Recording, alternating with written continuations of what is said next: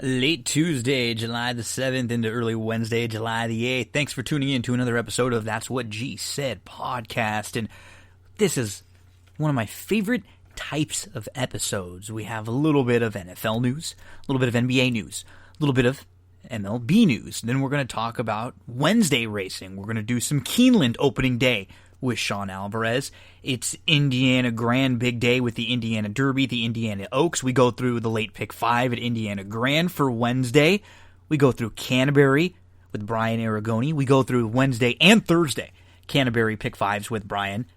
I'm going to go through the stable duel lineups, building your lineups. They have 3 contests on Wednesday. I'm going to go through 2 of them. We'll build a lineup for Gulfstream. We'll build a lineup for Keeneland. They also have one for Delaware. We're going to talk some Thursday racing. Belmont Park, some best plays for the day.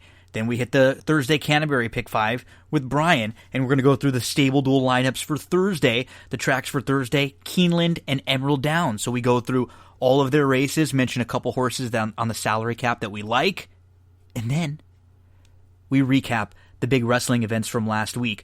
There were 2 night events in both NXT and AEW. So in NXT, it was Great American Bash. We'll talk about what happened in night 1. We preview night 2, and then All Elite Wrestling Fighter Fest. We're going to recap night 1 and preview night 2. Both of those second nights are on Wednesday evening. So a ton to discuss. We got to start with the man of the hour. We got to start in the NFL. It is Patrick Mahomes time. Patrick Mahomes and the Kansas City Chiefs have agreed to a deal, a 10-year extension worth up to $503 million, $477 million in guarantee mechanisms, the largest contract in professional sports history, the first athlete with a $500 million contract.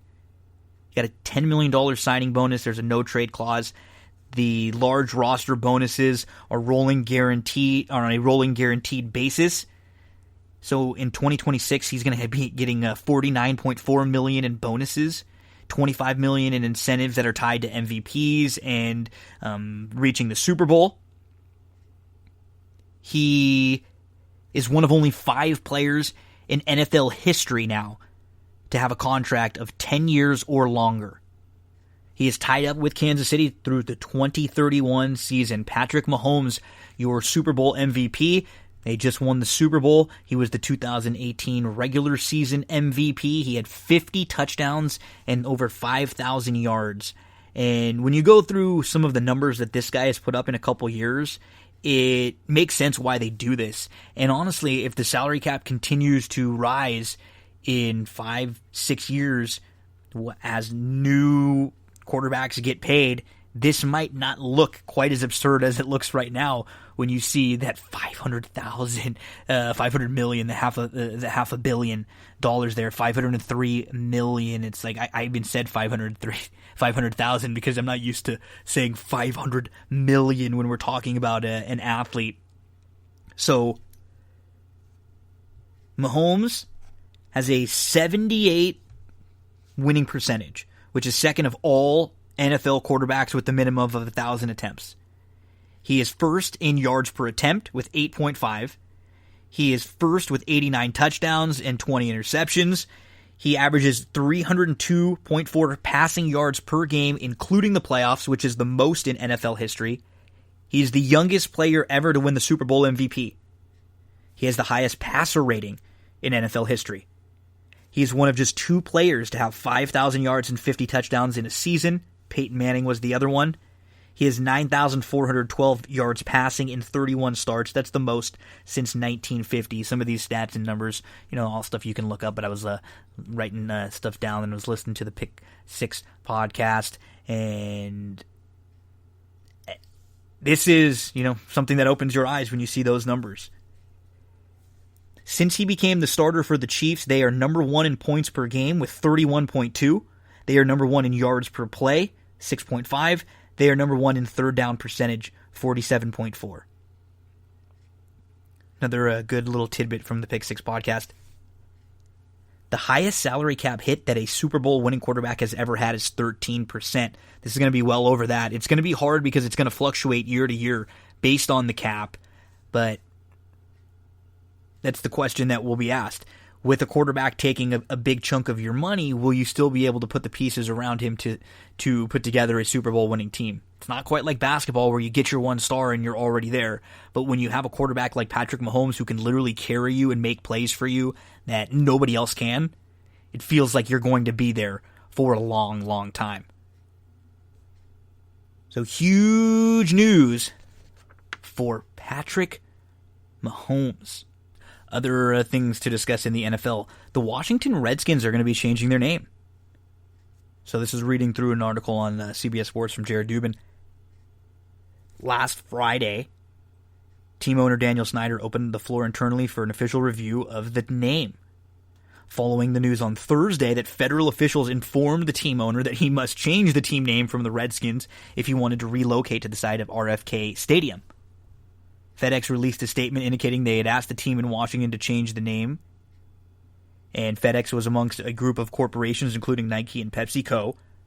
Investors wrote them requesting that they end their relationships with Washington unless the team changes its name.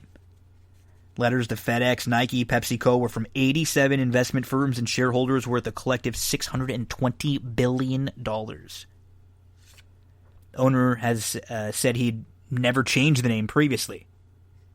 And recently, the lower bowl had been named after longtime team owner George Preston Marshall, whose statue was removed from outside the stadium last month. He was one who was responsible for changing the name from the Braves to the Redskins, and he resisted integration of the team and stated that he was proud that his franchise was the last one to be integrated. So in this political climate with all this stuff going on, the name's going to be changed. And it looks like this is going to spill over to baseball too, because the rumblings are that the Indians now are thinking about changing their name as well. So we'll give you more to that when we hear more about it. But this was the one that had been in the news more recently, and now the rumor started that the Indians have been starting to do the same thing now, talk about what to possibly change their name to. And this is not just something that they've said and is going to be swept under the rug, because 3 of the owners of the Redskins are seeking to sell their shares because they are not happy being a partner. This was reported by the Washington Post. Robert Rothman, Dwight Scharr, and Frederick Smith, who combined own about 40% of the team. And Coach Ron Rivera has said he's been working with the owner on a new team nickname in recent weeks. They're going to go a thorough review of the nickname. So shouldn't be the Redskins for too long in Washington. Over in Cleveland, tight end David Njoku asked the Browns for a trade. He had a really good year in 2018. 56 receptions, 639 yards, 4 touchdowns, and he's super talented. And you figured with some of the new pieces coming in, he wouldn't have any attention on him defensively. He'd never be able to get doubled or focused in on. And he had a disappointing 2019 season. He got hurt. He had a concussion. And he only ended up with 5 receptions for 41 yards and a touchdown. And everyone in Cleveland seemed like they had a disappointing season in 2019. And he's asked for a trade now. You know, keep in mind that the Browns signed Pro Bowl tight end Austin Hooper to a 4-year, $44 million deal. $23 million guaranteed. And they drafted a tight end, Harrison Bryant, in the 4th round. The new coach likes playing with multiple tight ends, so with Stefanski, having an extra tight end is not a big deal, but it doesn't seem like Njoku is a big part of their offensive focus anymore with a lot of weapons there. And you're listening to the NFL news. You're a football fan. You're probably a fan of better fantasy sports. And this NFL coverage brought to you by Thrive Fantasy. Download that app, use a promo code GINO, and just deposit $10. You'll get a $10 bonus. It's DFS for prop bets. I'll explain more to you later on in the show about Thrive Fantasy, but thrivefantasy.com, use that promo code GINO. It'll get you a $10 bonus credit when you deposit at least $10. One of the longtime sponsors of That's What G Said podcast, our friends over at Sarah Candle Company. That's C-E-R-A Candle Company. Their website is sarahcandles.com, C-E-R-A candles.com. And they are a small business that was created to get you a candle that was 100% natural, clean burning and of the highest quality that everyone can enjoy. All natural soy wax, free from toxins that are found in paraffin wax, which is used by a lot of the other leading brands of candles. This all natural soy wax that Sarah Candle Company uses, it will actually hold your scent better and will burn up to 50% longer than the traditional paraffin wax candle. So if you like to burn candles, if your friend, if your wife, if your husband, if your brother, your sister, your mom or dad does, and you know that they like candles, give them a try on Sarah Candle Company, sarahcandles.com, because when you use the promo code GINO, it'll get you 10% off of your entire purchase. 100% lead-free cotton wicks, completely natural scents, micro batches, hand-poured to ensure the highest quality, 100% locally sourced, handcrafted in the USA. They have 25 different scents, available in 3 different sizes. Fragrance oils that are infused with the natural essential oils. These are the best ingredients. They have quality packaging, affordable pricing, longer burning. They give you instructions on how to keep your candle clean and ensure the perfect burn. You get the details. You want to make sure you cut the wick to a certain length. You want to make sure every time you light the candle, you're going to trim the wick again. When you let the candle out, you want to put the top on top. So they're going to give you instructions. This is a perfect gift for someone. You're going to get 10% off. Use that promo code GINO. sarahcandles.com. NBA news as teams and players start to head over to Orlando. One positive note so far, Toronto, who had to get to Orlando and head to the bubble a little bit earlier than everybody else as coming from Canada. They've been there for 10 days so far, and they've had no positive tests. So lots of good for Toronto and how things are going so far in the bubble. Unfortunately, outside of the bubble, we are seeing a lot of players that have been testing positive. Jokic from the Denver Nuggets, he's now tested negative. He's headed on his way over to Orlando. We're seeing players that are opting out, whether they are testing positive or maybe they're on teams that they don't feel like have an opportunity to win a title, so they don't want to push themselves. Maybe they have a contract year coming up. Maybe it's something to do with their family. Dwight Howard was one of those who we weren't sure if he was going to play or not. Recently, the mother of one of his children passed away, and so Dwight has become basically the full-time caretaker of the young son, and he will be playing in the bubble, and he's going to donate $700,000 to charities and causes that he believes in. Right now, Dwight has been very vocal about a lot of the things happening in the world, the protests, and so he's going to do more than talk. He's going to put his money where his mouth is and donate the money that he will be making the rest of this season is all going to go to causes. So very cool, and I'm very happy as a Laker fan that we have Dwight coming back, because we know one thing for sure: Avery Bradley will not be there for the Lakers. He is one of the players that have opted out. So let's go through the list of players so far. Trevor Ariza from the Blazers.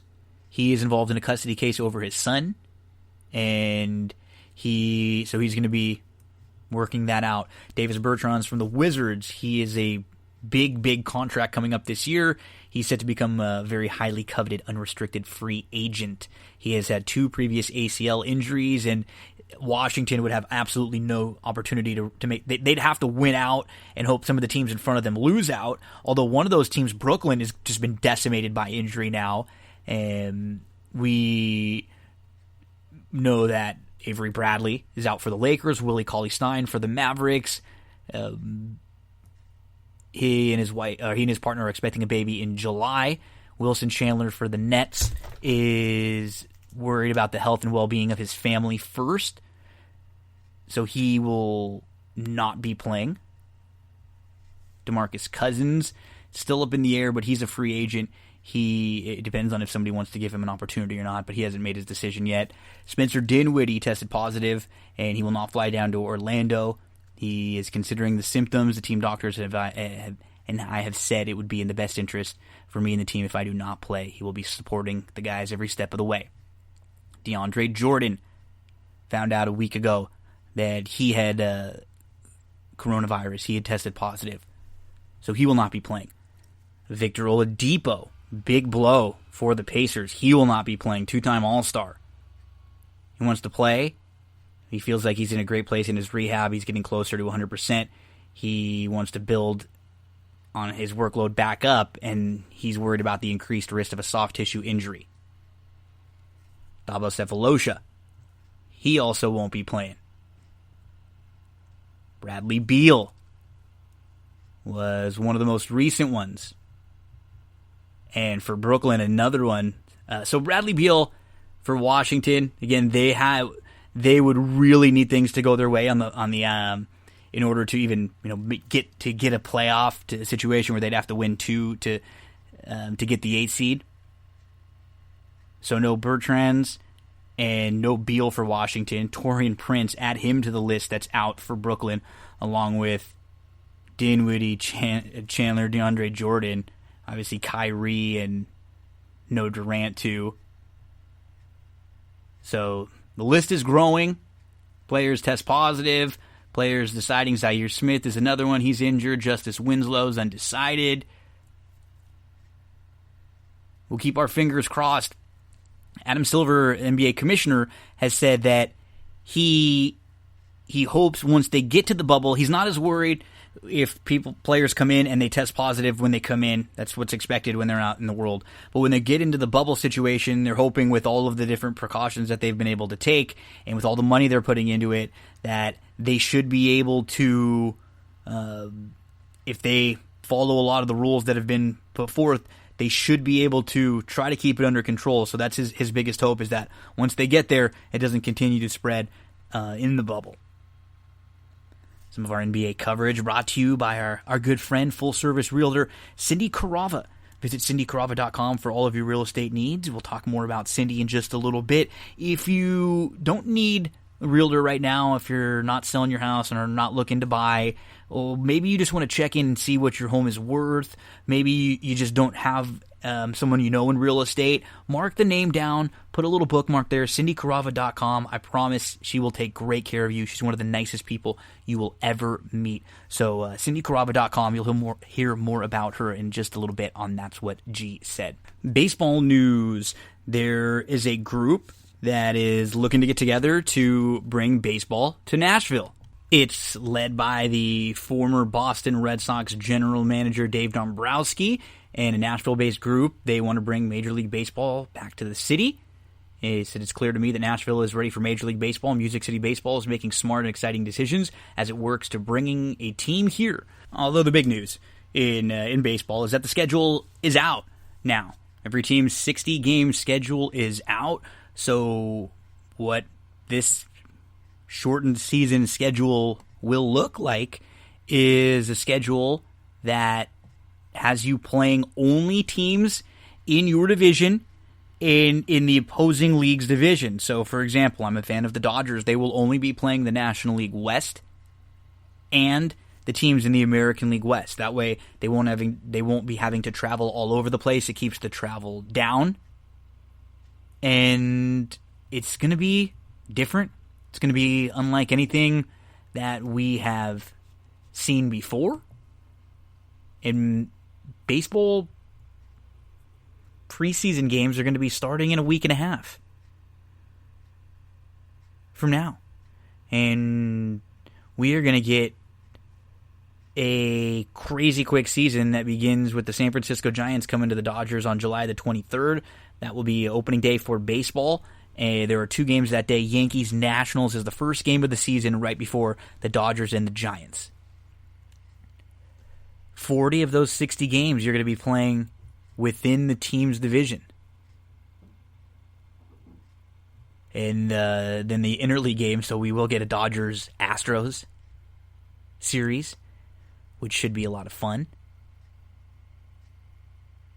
One thing that isn't fun, though, is when some of these players are testing positive. So let's go through some of the news for players. This is a good Fangraphs is a really good website for baseball, and this is some of the daily news on Fangraphs.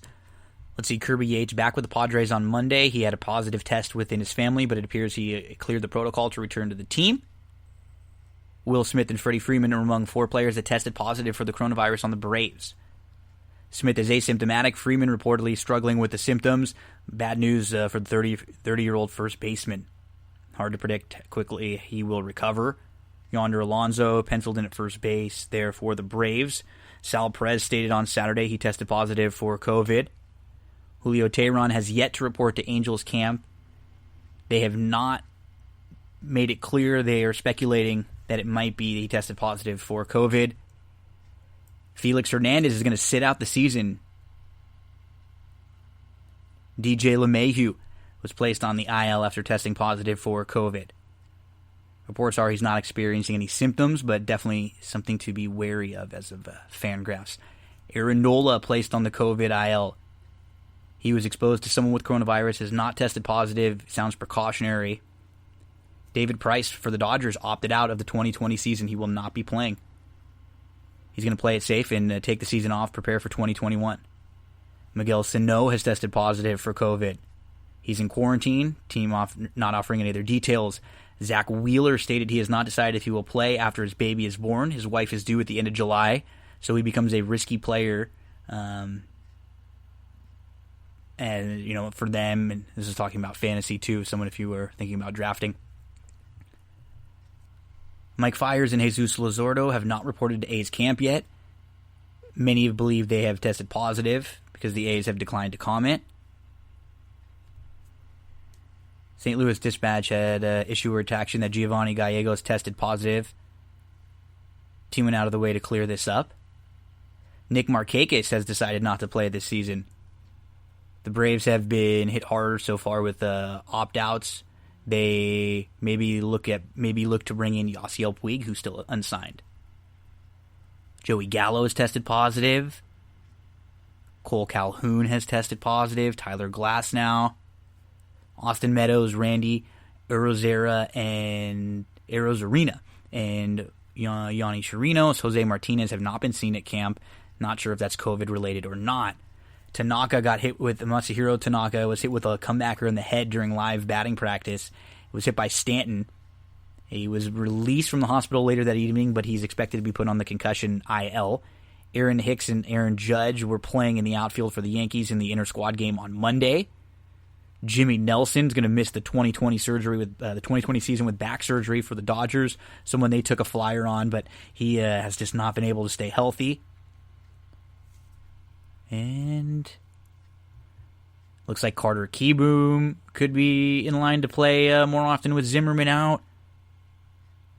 The Mets manager talked about going a closer by committee.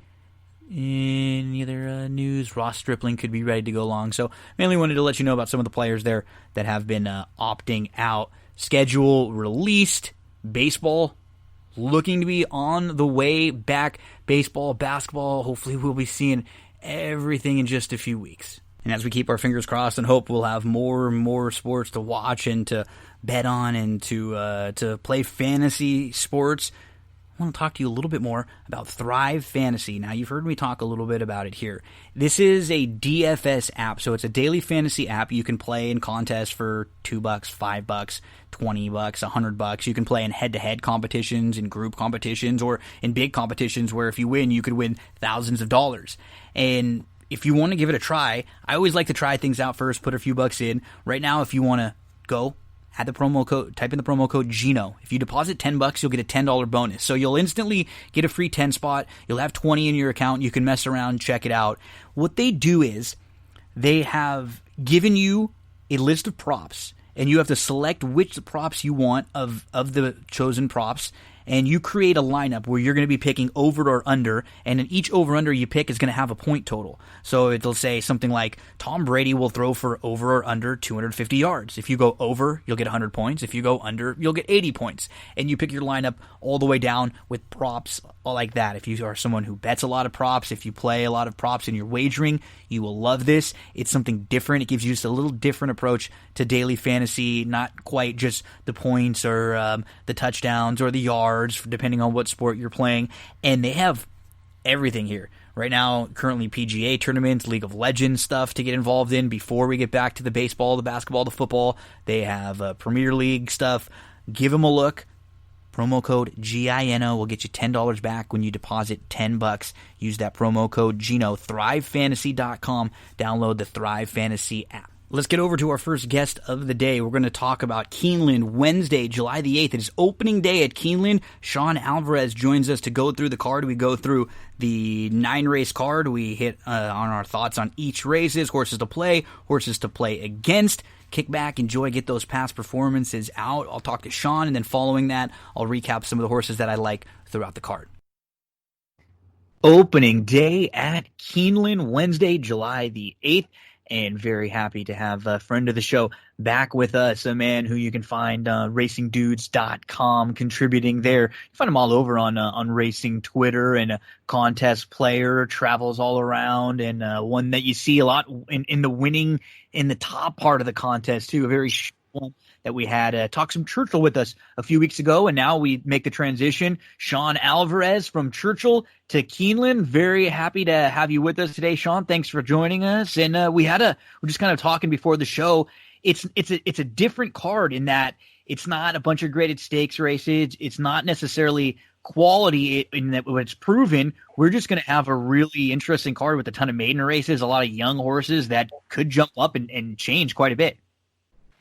Yeah, thanks for having me on, Gino. I appreciate it. Like you said, with these opening days at Keeneland, you get these bigger days at Del Mar and Saratoga, and you kind of expect to have kind of not necessarily an easier day handicapping, but the horses.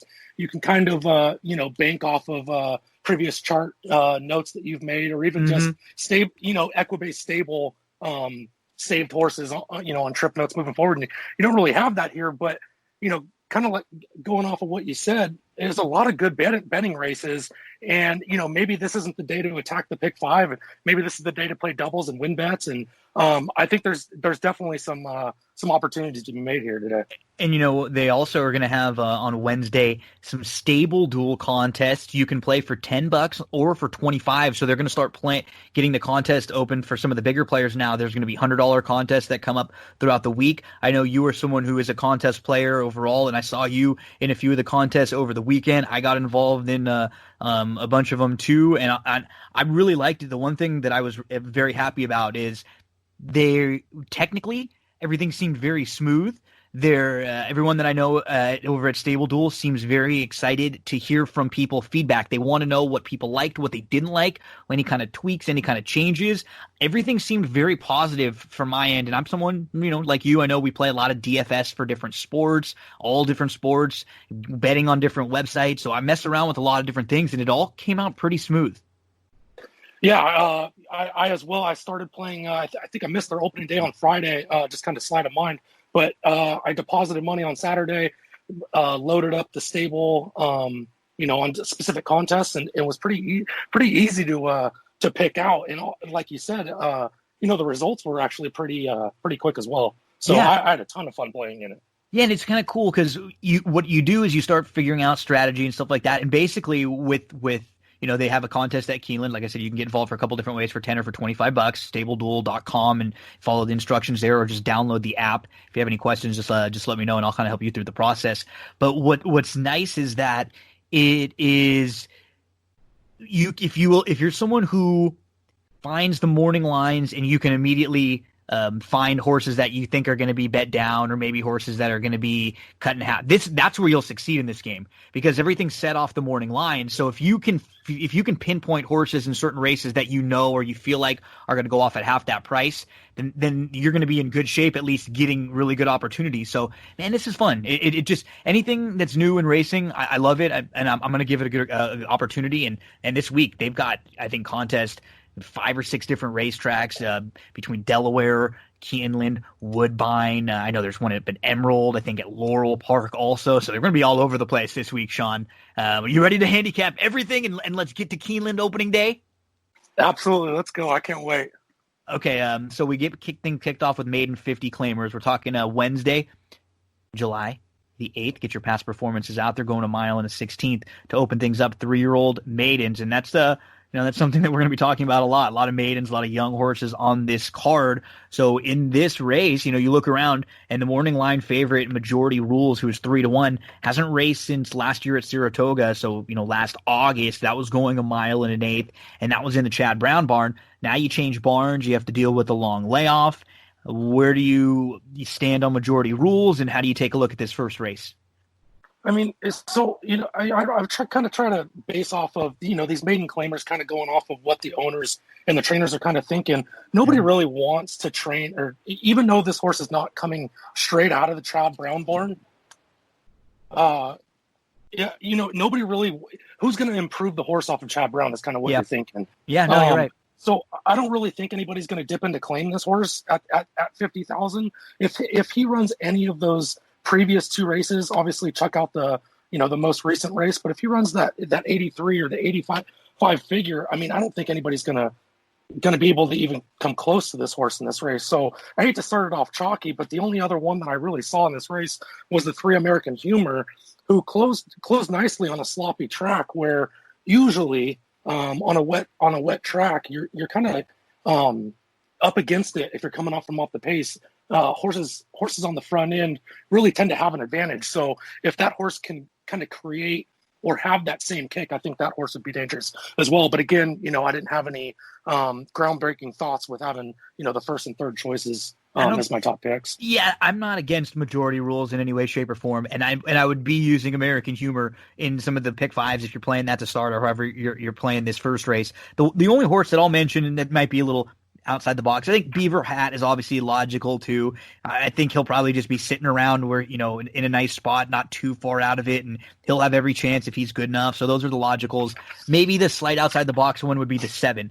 And I think because he's been beaten, and he ran into a couple runaway winners in his first few starts, and so you see that he's beaten handily, but he actually ran into some horses who were very good at the time, 8 Rings and then Express Train. They were both in that debut race, and then Express Train came back and crushed, and he wasn't bad in those starts, and he showed a little bit of speed going long, and he came back off the long layoff on June the 5th. He got that race out of the way. He was actually close up. He was within a couple lengths. He was 3 deep, and he was trying to follow Beaver Hat. He angled out with dead aim. He was up really close, and then he was just a little bit flat. I think it was because it was his first start in a while. Didn't really have a whole lot of punch. I'm going to give the 7 a look here in some of the early pick fives, along with the 9 and you mentioned the 3, maybe the 6. But for me, 7 and 9. I think the 9's the standout. I'll throw the 7 in as a price, and I'll probably try to start some pick fives with those 2.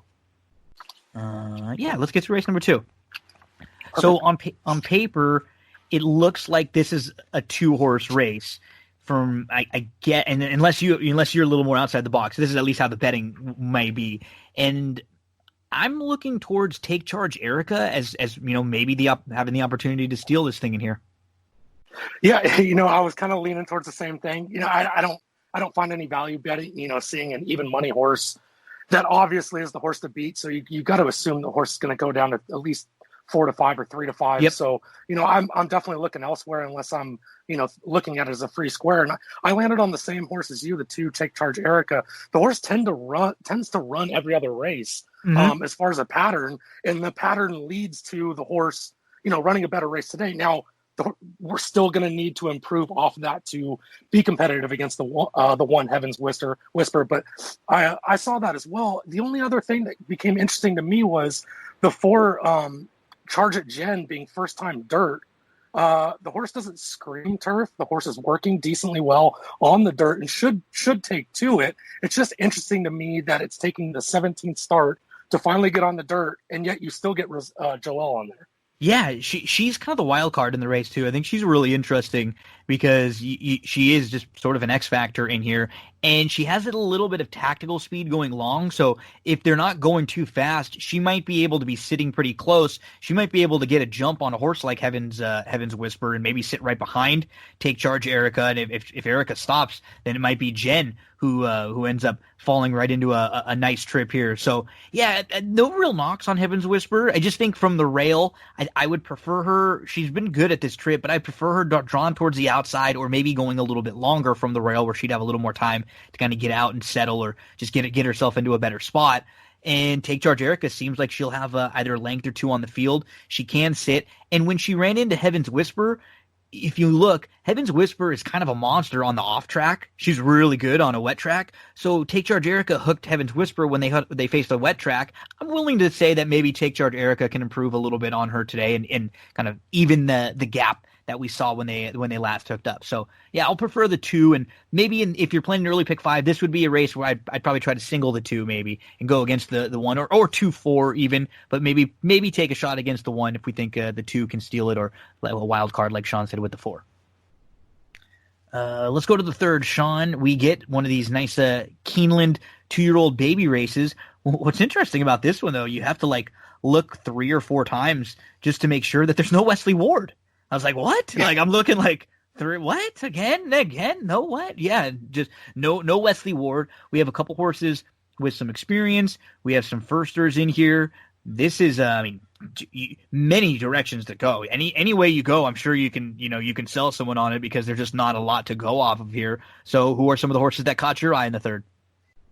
Yeah, it's funny you said that about Wesley Ward. I actually thought I was missing a page somewhere, and maybe my printer didn't print it out. So I thought the same thing. That's funny that you mentioned that. Obviously, I think the favorites, obviously the horse that beats got experience to base off of. That's probably kind of around par of what this race is going to be run at. But I thought the 11 Temper Time at 12-1 definitely offered some interesting value. We've got a decent work tab to show that the horse can lead from the gate. I think Joe Talamo is going to be aggressive from there, because he doesn't want to get, sucked back into any kind of traffic with a lot of these unknown horses. And at 12-1 with, a horse that is bred to win, maybe not, knock the barn down early, but in a spot where I don't hold a very strong opinion, that's where I would land as far as kind of a value play. Yeah, there's nobody on here that kind of screams they're monster from a breeding standpoint, or a huge purchase price, or any huge monster sibs. So the 11 makes a lot of sense in here. The 9, I think, as far as the firsters is I'd give a look to also for Amos. I think the 8, though, you mentioned the 6, Patty H. No doubt the experience, the one to beat. I give the 8 a look, who was in that very same race and was not far behind Patty H. What I like about the 8, you're getting the blinkers on. She had a fine start. She was mid-pack. She moved to the outside. She was 3 wide. She just couldn't make up any ground on the top few. And now she adds the blinkers on, second time out. I'm hoping she's just a little bit closer. We don't know what the pace scenario is going to be like. We'll see if any of these firsters come out running. Like you said, the 11 could absolutely come out running if a horse comes out running, and maybe that's the intention now with the 8.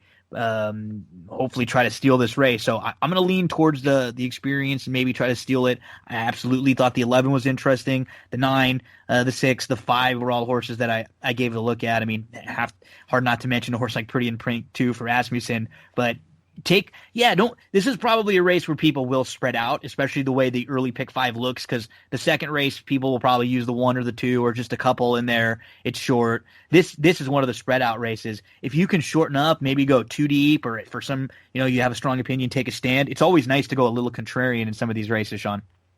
I think that's definitely a good point to key on. Just because other people are spreading doesn't mean that necessarily you should, because when you catch that 8, 9, 10-1 in a spread type race, in multi-race wagers, that's actually playing more as a 3 or 4-1 because so many people are spreading. So when you can be trim, when other people don't have as much of an opinion, like you said, that's really creating value based off of your opinion.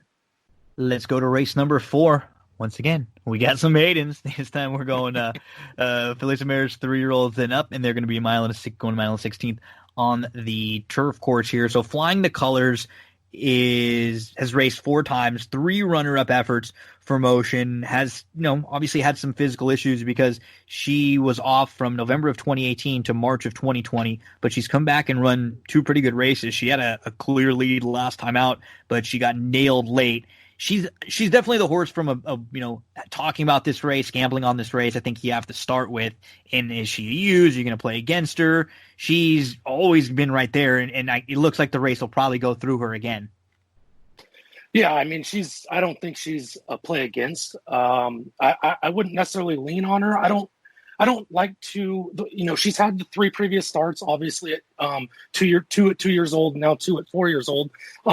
but three previous efforts, while she was close up, aren't necessarily huge figures, and so I think a lot of people are going to be betting off that previous figure. She had a 3-length lead coming down the stretch and coughed it up. I'm not saying she didn't take something out of it. Maybe a light bulb went off, like, hey, I'm not going to let these horses pass me. But again, at 9-5, I really don't think this horse is going to be 9-5. I think we're looking more like even money. I saw horses like just to the outside, the 640 Zip. Like you can read it in the comment. You don't even need to see the replay. Hit the gate out, was way too far back.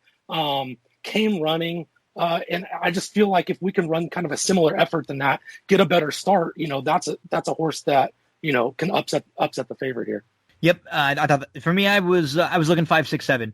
I thought the 7, I hear you, who comes in from Laurel. Sometimes you see horses that come in from Laurel, and maybe people that are playing Churchill haven't played as much Laurel. They've been playing, more, or that are playing Keeneland. Yeah, they've been playing Keeneland. That are playing Keeneland. They've probably been playing Churchill. Maybe they play some of the East Coast tracks, New York, even Southern California. But I hear you. Drew Post 12 and settled in okay. Was about 9 or 10 lengths off early at one point.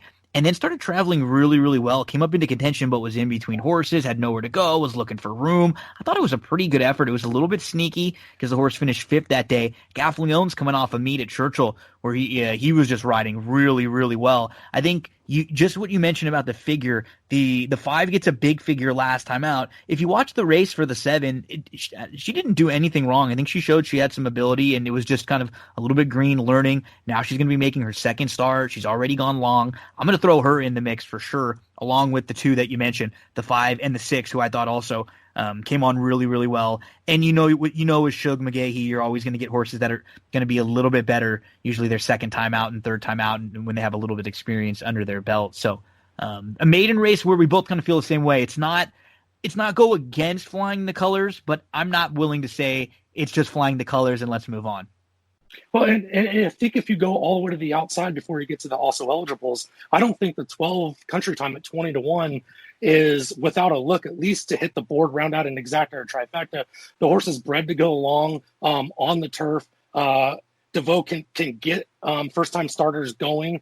And I think the horse is going to be overlooked being so far down after you're seeing horses that you like. When you hit horses like 5, 6, 7, I just think the 12 is going to be overlooked and can offer some value underneath. Country time. We'll try to make a splash at a big price there. Let's move to race number 5, maiden special weights. Again, we have 3-year-olds and up. They're going 7 furlongs in here. And this is, you look at this race and the 1, the 2, the 3, the 4, I even thought I thought the 6 was live. The 7's going to take money, and the 11, all of those horses could be around like 5-1. This is going to be very, very wide open race. Yeah, and so again, this is kind of where we were leaning back 2 races ago about kind of narrowing down your opinion on a race where you think people are going to be 5, 6, 7, 8, maybe 8 deep, maybe the all button. I really like the 7 here. I agree. I don't think, I think the horse is going to take some money. So you're getting Joel. If you look further into the workouts, the horse has a lot of foundation underneath, was working well at Santa Anita. Obviously, maybe didn't want to run there, maybe pointed towards Keeneland when the dates opened up. Because actually, I think the horse was there for the spring meeting before it got canceled. So I'm not exactly sure on that, but I just think the 7 offers a tremendous amount of value, even at a short price, for singling in things like even a double, a pick 3, a pick 4. Yep, Searing Chase, whose dam is going to raise. This is the first foal, but this one looks nice. And you mentioned something what I like to see. I like the fact that he has shown good works at both Santa Anita and then over at Keeneland. That's something that I like. Maybe not just working well at one racetrack and now working well at both, and the track that you're going to fire out first time. A really, really steady tab for the 7. I have a top tier in here of 2, 6, and 7. Those are the 3 that I'm going to try, hopefully maybe get a live 2 in the pick 5, or maybe start a late pick 5 here, or however you want to play. I thought the 2, Inish Glora, who he does not strike me as someone who's quite as quick as the others in here. I think it was because he was inside. He ended up getting caught up a little bit. He tried to settle inside, but he was on the rail, so he's in that spot where it was really hard. He had to push through. I think with Dark Web to his inside, Dark Web's going to go, and I think it'll let the 2 settle in a little bit more behind horses. He can relax, and I'm going to give him a big shot here. The 2 will be my top pick, and I thought the 6, who's going to go from the turf to the dirt. I like the cutback from the mile to 7 furlongs. 2 back was okay in the slop when I thought a pretty good effort at Gulfstream Park. So I would give the 6 a look. You were all over the 7. And I chased the 11 a few times here. I don't really have any knocks on Fugitive. I'm just a little more interested in a couple others. Yeah, and I actually completely agree with you as far as the 6 go. That was my kind of second pick, who I liked underneath the race. Again, like you said, with Fugitive, there's nothing really to knock on him. But just hasn't hit the winner's circle. You're getting 4-1 there, and like you said, I really like the 7. I agree with you with the 6. The 2 makes a lot of sense. I think horses improve off of efforts where they get stuck kind of in awkward traffic and are able to push through, even though that takes a little bit out of them. I think the next start back when they kind of get in that open clearing, like you had mentioned, I think they can, move up and improve off of that. Absolutely. And then, the 3 and the 4 are logical. Neither one of them would shock, but in a race like this, as you had said, you can't go, it's not as smart to go 6 or 7 deep when everybody else is probably going to do it. If you can single, you can, cut out a couple horses maybe in half, use 2 or 3, and give you the opportunity to have some bullets to fire elsewhere, either starting or finishing up. That's a pivotal race in race number 5, because if you play the early pick 5, it's the closing leg. If you play the late pick 5, it's the starting leg. So a race you want to make sure you're correct on, that 5th race. Let's move to race number 6. We have a first level allowance. They're going to go a mile on the turf. Hey, we have no maidens here, so we have some winners. Not that these races are bad in any way, shape, or form. We're looking at them, and there's no overwhelmingly heavy favorites on the morning line in any of them. They seem to be pretty spread out. And this race, I thought, was a race where you have, the Chad Brown horse from the inside, Gray's Creek. You have the Brad Cox horse, Andesite, who and then the 13 B catcher, who kind of feel like they're on a tier above their horses that'll probably be in the top 3 betting choices. They're going to take a lot of money, and then they all seem to me like they can win, but they're vulnerable in a wide open race. You get past them, you can start making cases for 10, 15, 20 to 1 shots in here. Yeah, absolutely. And so with races like this, the first thing I kind of look at is the pace scenario. And a lot of these better horses do kind of want to be, I wouldn't say, leading the race, but they kind of want to be forwardly placed. And you're looking at a horse like the 12 that I think a lot of horses in this race, as far as the lower priced favorites go, are going to be really worried about each other. And I really think they're going to let the 12 go and just assume he's going to come backwards. And the horse proved that they can go along on the turf while getting that kind of easier lead. The horse was not going fast early. It was a mile and an eighth. Wasn't burning quick, but was able to hang on and kind of pull away from the field. So I thought the 12 was interesting. And then on a flip note on that, if they do decide to kind of push the pace and be a little bit forwardly placed, I thought the 6 at 8-1, and I'm probably going to butcher this name, Lake Nakuru. I thought that horse was interesting, kind of coming in, rolling a little bit later. I don't think Joe's going to be not going to be worried about being a little bit further up, going to let everybody clear and kind of come with that one run in case the pace scenario falls away. But I thought this race was difficult from top to bottom. We're on the same horse to start. I'm on the 12 with you, Calvary Charge. I love, I think you're right. There's not a ton of speed that's going to go. I think a lot of horses will sit, just like you said, maybe be okay with sitting a couple lengths off, and he might be able to sneak away a little bit.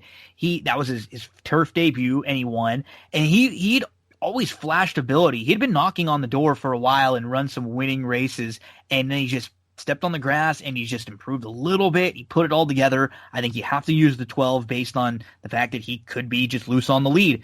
The 11 was a bomb. From the flip side, as you mentioned, like the 6, I'm not sure how good Attorney Tim is, but two starts back, they may have gone a little too slow, and he had a tough post. I think that race was up against him. If you put a line through that race, and you're looking at the races on June the 20th at Churchill behind Muno over Miami, that was not bad. You're looking at the race on December the 12th where we broke the maiden. That race was not bad. Those races are competitive, at least to hit for a slice in here underneath.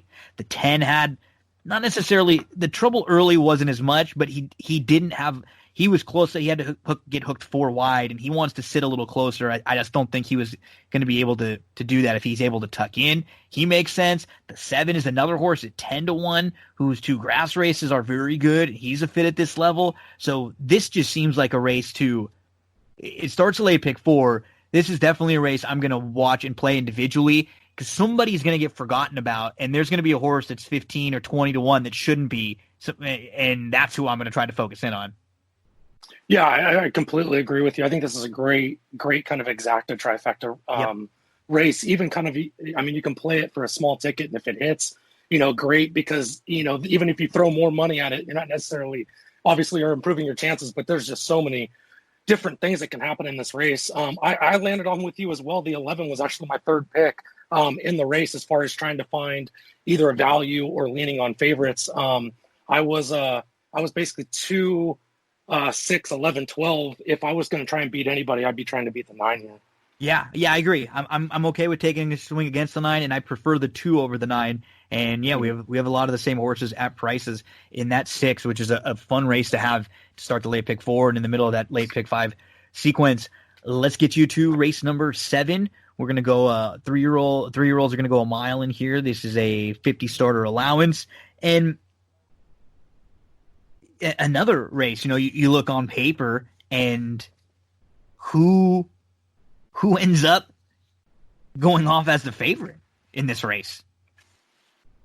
Yeah, I mean, truthfully, I think it's going to start with that smart either barn money or whatever, and I'm thinking the public's just going to follow it. My top horse was actually 8-1, the 3 Farm. There we go again. Same one. Go ahead. Same horse. So there we go. I thought it has competitive figures to come back to. I think it's kind of more of the class of the race. Again, I mean, I hate to harp on it, but when you get Joel Rosario, when you get Ricardo Santana riding for Steve Asmussen, and he knows Keeneland, he knows kind of that area, knows their barns. I don't know. It just, for me, the horse I just kept coming back to it. Yep. To be completely honest, I thought the horse should be the favorite in the race. I couldn't believe the 8-1. So if he opens up, and if we can get, if we get half of that, and he to me felt more like a horse who should be 7-2. So anything above that is fine. And the way this race is going to set up, it looks like it'll probably be Admire and Seek, maybe Running Ray and Samaranti showing speed in here. And R shouldn't be too far out of it. Framoro should get a great trip sitting just behind them. Look at the races at Oaklawn. So his last race at Churchill, he had some trouble. The 2 races he ran poorly, he was actually favored, and he had trouble in both of them. And in the middle of those 2 races, he has 3 really good efforts over at Oaklawn Park against tough groups. Those races at Oaklawn were really tough. There was not a whole lot of other tracks going on right then. So those allowance races were like stakes races in a lot of cases. And in one of them, you see Moretti, who came out of that race to win a stakes, and then he was well beaten, but he was second in the Suburban behind Tacitus last weekend. So Frau Moro has just come out of better races, and I like him a lot in here, Sean. I have to mention Father G as a hunch play for myself as a father now, and he does fit in here. And I think when you have a horse like this who wins sometimes at Belterra or maybe a smaller track, sometimes people will dismiss them and maybe not think they're quite as good. But if you look, he's not really been overmatched in any of his races. Gunnet is a horse who's been in stakes and like a legitimate upper allowance stakes type horse. He should be around and in the mix, but this could be, is this a race with the Fra Moro that you'd be thinking of singling, or would you be using some others? Yeah, I mean, with a lot of these races, and I wouldn't say it has an opportunity to chalk out. Obviously, everything has an opportunity to chalk out, but we were just talking about a couple favorites that were vulnerable in the last race where we want to spread. So this would be kind of that area where, and I actually like the 7 as well, where I can even just go 3-7. If the 3 comes in and it's a price, that just multiplies my ticket. But, kind of leaving myself a little bit of coverage with the 7 as well, because again, I hate to say it, but we keep landing on the same horses. I was 3-7 as well in this race. So I think they feel like the horses that are probably the most consistent, that'll get the best type trips in here. I have the least amount of question marks about the 2 of them. So I have the 3 for Amoro on top. That's probably my better play, or one of my better plays of the day. And maybe on one ticket I'll single there, and then like you said, I'll probably end up using 3 and 7 on another. The 8th looked really, really difficult. This is a 5.5 furlong turf sprint and allowance race, and you have a couple Wesley Ward horses with the 2 Maven, the 5 Cambria, who are going to take money. The 10 Digital is a horse who's always teased of ability and had a pretty big reputation, but he's been a little bit disappointing, and he's going to try the grass and cut back for the first time. Those are the 3 that are the shortest prices on the morning line. I guess of them, which of those do you like? Do you use? Are you going in other directions? How's your approach on this 8th race? I thought this was a tough race because I think there's a lot of speed that want the front, that want to push it, but it doesn't seem like there's any closers that you can really kind of trust in this race. So I feel like this is going to be one of those, see who can run the fastest, obviously the fastest, the longest. But I kept coming back to the 2. I was kind of going back between the 2 and the 5. I think the 5 has that kind of can go, but is also going to be able to sit. You kind of alluded to it earlier on how well Tyler Gaffleon has been riding. You get the Wesley Ward angle with it. So you get that versatile trip, which I always like, especially in this scenario. But I think the 2 is going to be tough. I think he's going to go straight to the front. Again, another Wesley Ward horse. So, you kind of have to go into it thinking the Wesley Ward horses are always fit and ready to fire. And so I could truthfully see, kind of a 2-5. And I kind of threw the 6 in there as kind of hoping the horse can get a similar trip to the 5, maybe even just sit off the 5 and off of Tyler's kind of hip. And if the 5 doesn't fire, just be able to kind of go by. I saw it 2-5-6 without really being able to lean on one or the other. The 2 I have on all my tickets. The 2 horses I'm going to mention that you didn't talk a lot about. The 5's very live. I thought the 6 Super Dormy also was one to include. So the 10 Digital, I do think he's a horse who was supposed to be a really nice 3-year-old going long, and then it was okay, maybe he's going to be a miler, and then they cut him back, and it was last time to 6 furlongs, and it was still not quite short enough, and now he's going to try the turf and go 5 for 5.5. He might just be able to let loose and run his best, settle, and then come rolling late. If you look at who he's been defeated by, it's not as if he's been facing nobody. He's actually kept some pretty good company. So I think this is going to be a good spot for him. But the horse I'm going to use in all the exotics with him as a big price, sort of for the reason that you're saying, I don't think there are a lot of horses in here that are true closers that maybe want to come from way out of it. But I do think Ike is Great might be able to sit a really nice trip. So if you look at this race, this is a race for 3-year-olds. Ike is Great just faced Open Company last time out. He hooked a horse named High Crime, who's an older allowance horse who was actually 4th in the Swale last year. And Ike is Great was in between horses. He was in some traffic. He was close up from the rail. And then he got up to within a couple lengths, and then he got shuffled. He lost a few lengths. He came on again, but at that point, High Crime had already opened up, and Ike is Great ended up finishing 2nd that day against Older. Now is going to go 2nd off the short little break, and his 2 grass races are not bad. He was in a little stakes race prior to that and didn't have the best of beginnings. I'm just hoping he sits, and if the race unfolds where there is a good amount of speed or a couple of them go, maybe he falls right into a good spot. I'll be using the 10. I think the 2 of the speeds is the horse that might be able to just run them off their feet and steal it. So for me, I think I have 8, 2, and 10 as my top tier of horses in here. Yeah, and I think everything you said about the 10 is spot on. And truthfully, the horse is bred to enjoy the turf. But when I get a 3-1 favorite in a race where I like other horses and we're trying something new for the first time, I have no problem with trying something new for the first time with a price.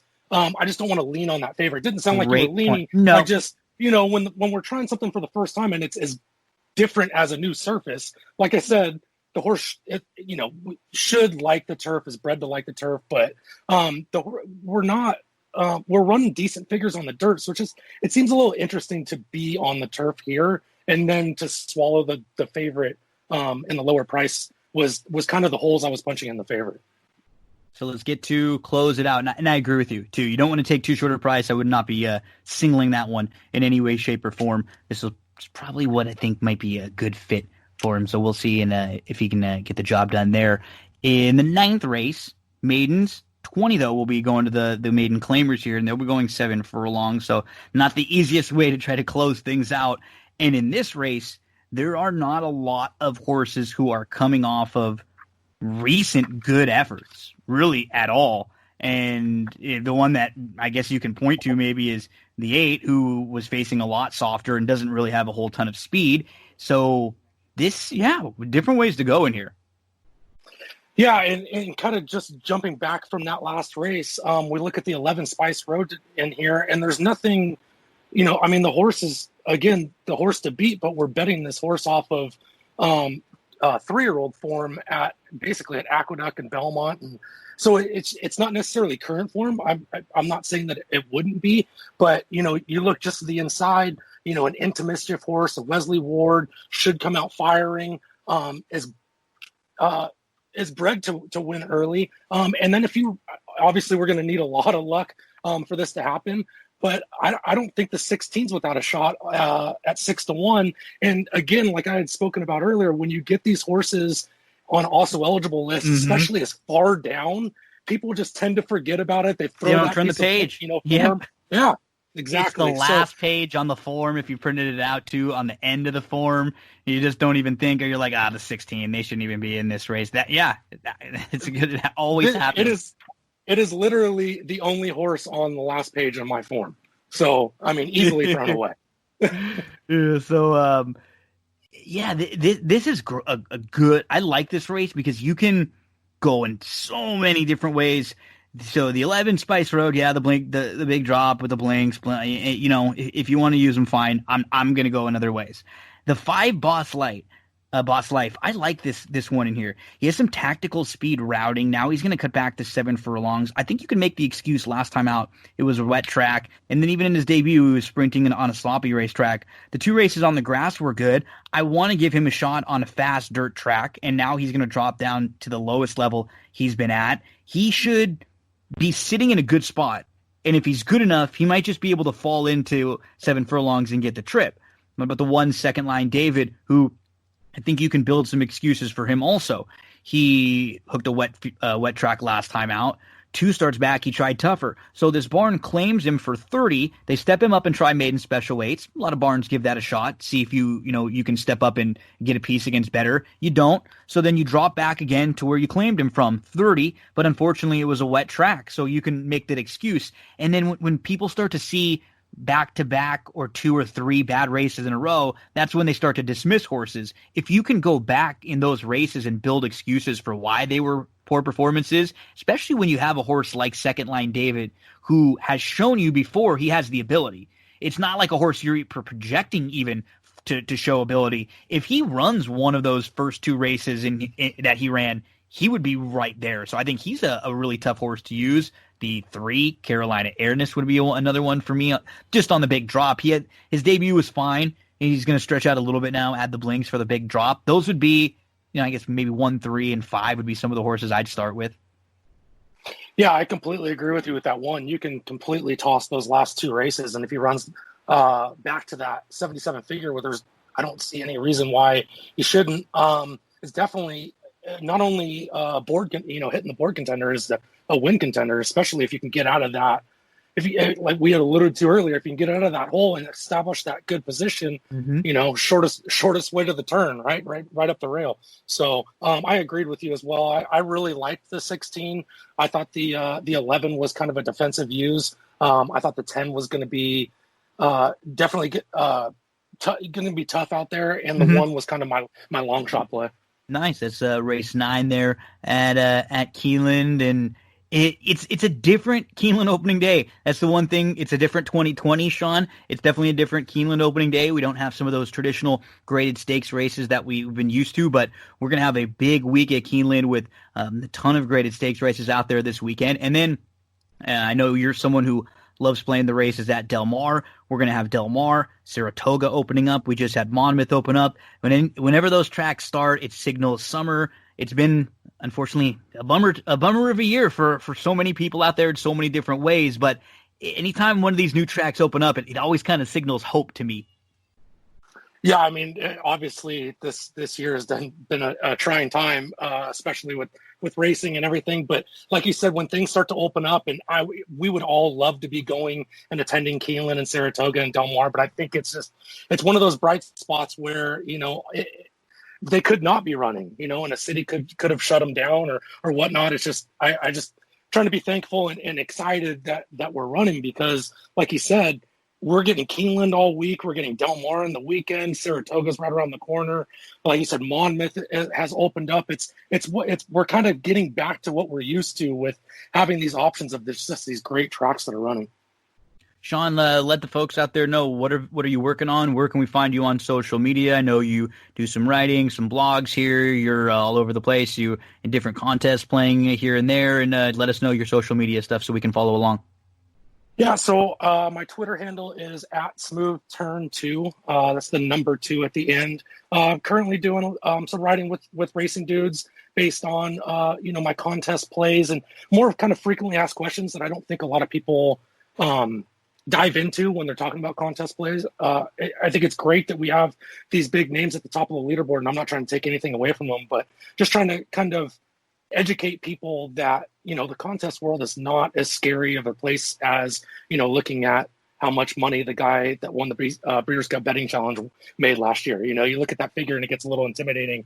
So I'm working on that. And really, we alluded to it with the tracks opening up, the more contests are opening up. So I'm really focused on trying to get into these contest plays and worked out that we're handicapping Keeneland tomorrow because I'm in the Keeneland feeder trying to get that $3,000 seat for their Express Bet contest this Saturday. So just trying to get out there and playing some contests and, write a little bit based on my experiences and any kind of questions people have. Sean Alvarez, thank you so much, man. I called you up last minute, and I was just going to do this on my own, but it's always more fun handicapping with a friend, and I figured you might be interested in taking a look at Keeneland. So thank you very much again. I love talking races with you, and all the folks out there know how to give you a follow. So good luck tomorrow, and hopefully a couple weeks we see the ball pretty similar in a few different spots. So hopefully at least one or two of them are right, and we shouldn't have a bad day. Yeah, absolutely. It sounds like if either one of us have a good day, it's just going to carry over to the other person. We're both going to have a great day. So let's hope for that, and I appreciate you having me on. Best of luck in your contest over there, too. Sean Alvarez at SmoothTurn2 on Twitter. Don't go anywhere, folks. We're just going to take a quick break. We're going to hear from one of our sponsors, and then we'll be right back here on That's What She Said. Love talking races with Sean Alvarez. Big thank you to Sean for joining us. We're going to recap some of my plays for Keeneland Wednesday. Before we do, I want to let you know about one of the long-time sponsors. Been here from the very beginning. That's What G Said. Cindy Carava. Visit cindycarava.com for any of your real estate needs, because one of the most difficult things in life is it's moving. The whole process of relocating, all those different factors that you have to worry about. Cindy will make your life easier. She's been a sponsor with us forever here on That's What G Said. The name might sound familiar if you're into horse racing. She's the wife of horse racing trainer Jack Carava, who's been around the Southern California circuit for 30 years. She's a full-service realtor. She can help you in a bunch of different ways. Selling, purchasing, leasing. She can help you find vendors, handymen, painters, landscapers, gardeners that she has personally used in her own home or own homes. And if you need help getting pre-approved with the loan, she can connect you with the lenders that she works closely with. She covers all parts of the San Gabriel Valley, North San Diego County, so right around Del Mar, Solana Beach, Rancho Santa Fe. Even if you're just interested in seeing how much your home is worth, she can do a free market analysis of your home's value. You can find her on Facebook, Instagram, YouTube, reviews about her on Yelp and Zillow, or just cindycarava.com. You can find all of her contact information there. It's Carava, the last name, I've known her personally for a decade. She is one of the most honest and genuine people I've ever met. Exactly the type of person you can trust with all of your real estate needs. Get to cindycarava.com to get in touch. So just a quick recap of some of the opening day plays at Keeneland. So in race number 1, I like the 7. Can't bet them all. 5-1 or so would be worthy of a win wager. In the second, the 2, Take Charge Erica, could be an early exotic single. The third race, I thought the 8, if you could get around 7-2. I like the 7, I Hear You, in the fourth at around 5-1. In the fifth race, the 2, with the 6 and the 7 underneath, but if we can get around 7-2 or so on the 2, I think that's worthy of a win wager. Sixth race, let's go looking for some bombs. The 12, the 11, the 10, the 7, I'm fine with any of them at big prices.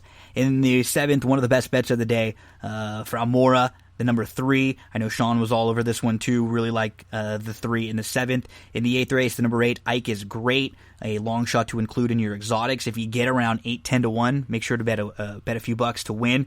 And the 9th race, the number 5, Boss Life. If you can get around 4-1, horse who should be close, turning back, and a little more fit there to try to close things out on Wednesday at Keeneland. And we're going to go over the stable duel lineup in just a minute after we get through some more of the Wednesday racing. Big day on Wednesday at Indiana Grand. We get the Indiana Derby, we get the Indiana Oaks, and a late pick 5 sequence that I thought was a really nice sequence to take a shot at. So let's turn the page to the start of that late pick 5 over at Indiana Grand. It's going to be race number 8. Get your past performances out. We're talking Wednesday, July the 8th, Indiana Grand. And I'm going to use, to start the pick 5 in race number 8, I'm going to go 4 deep in here. I like the 5, Amazima, who I played on June the 24th, and she was super impressive. She got bet down, but she was sitting really nicely, and she was loaded all the way around. She has that style where she should sit a great trip. Again, she's sharp, she's in good form, and they just wheel her right back and hope that she can just carry on and repeat an effort just like that. If she can take a little step forward, she can compete with these. The 12 horse does look like the one to beat. The outside draw is a little bit of a concern for she's on the warpath, but you can understand why she's going to take a lot of money. I thought the 8, Hanalei Moon, with some back class, she's getting some class relief in here. This is a softer spot than a lot of the races she comes out of. It looks like the last 3 at least. And then the 2, Streak of Luck, she ran into a horse named Dog Tag who's won 2 in a row. Her better efforts, when she sits close, she can hang around for a while. We're going to go 5, 12, 8, 2, 2, 5, 8, 12 with Amazima, the number 5, on top in race 8 at Indiana Grand. In the 9th race, I'll use 3. Respect for the 2, the Black Album, but I'm going to be playing against the deuce. We'll use the 5, Grand Journey, and the 10, Hey Dakota, both of the Mike Maker, first start off the claims. The top selection is going to be the 9, though, First Premio, who you see as, faced much better in a lot of his starts. He had a slow start most recently, and he moved up to 3rd, 4th. He was just a few lengths off. He was in between horses. He was 3 deep before at the top of the lane. He was right in contention without being asked, and then we tried to ask him. It was a little bit too late. So First Premio with a better trip has a better effort in him. So we're going to use the 5, the 9, and the 10 in race number 9 with First Premio, the top selection. The Indiana Oaks. I've been a fan of Bayerness for a while now, and I thought her comeback race, she hadn't raced from February to June. She was good behind 4 Graces, who's really sharp right now, and she just was a little too far back to make up any ground on the top 2 that day. I think, stretching out now here, she won't be so far back. She can be sitting a little bit more. I'm going to be using the 10 in all the exotics. The 3, Tempers Rising, she just needs a better pace scenario. If they go quick, she's going to come closing. You pretty much know what you're going to get from her. The 6, She Dares the Devil, is the one to beat, no doubt about it. She's not a need the lead type either. She can sit off plenty if a couple others choose to go. And then the 11 is a big long shot who won in the slop last time out. That was a big effort, and maybe this horse, the light bulb just went on, they figured something out. Maybe it was the slop, but with that kind of speed at that kind of a price, I think she's worth using in at least a couple different exotics. So 3, 6, 10, 11 in the Indiana Oaks. We go to the Indiana Derby, race number 11. And I've liked the 3, Tyshawn, for a while. I even gave him a look in the Arkansas Derby, and then he just did not fire whatsoever. Put a line through that. Play him off of his races prior to. off that good third in the Oaklawn Stakes. I think he's very competitive with this group off of that group of races. So let's give him a shot to bounce back. We'll use the 5, Shared Sense, who's going to be tough in here. The 8, Major Fed, will come running late. And the 4, Earner, who is going to be one of the quicker in here, and they may have to run this guy down. He's continuing to move forward. He might be the most fit he's been because he's going to put 2 starts together now. Earner, 3, 5, 4, 8 in race number 11. And then in race number 12, I'm going to single the 1. 5-star Colonel with the blinkers on from the rail. This horse just looks like the speed of the speed.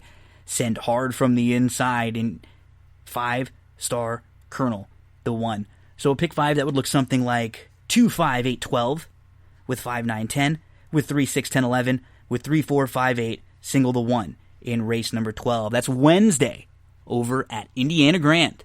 We go to our next guest now, and it's going to be Brian Arrigoni from Canterbury. We're going to talk about that Wednesday Canterbury pick 5, get those past performances out for Wednesday, July the 8th.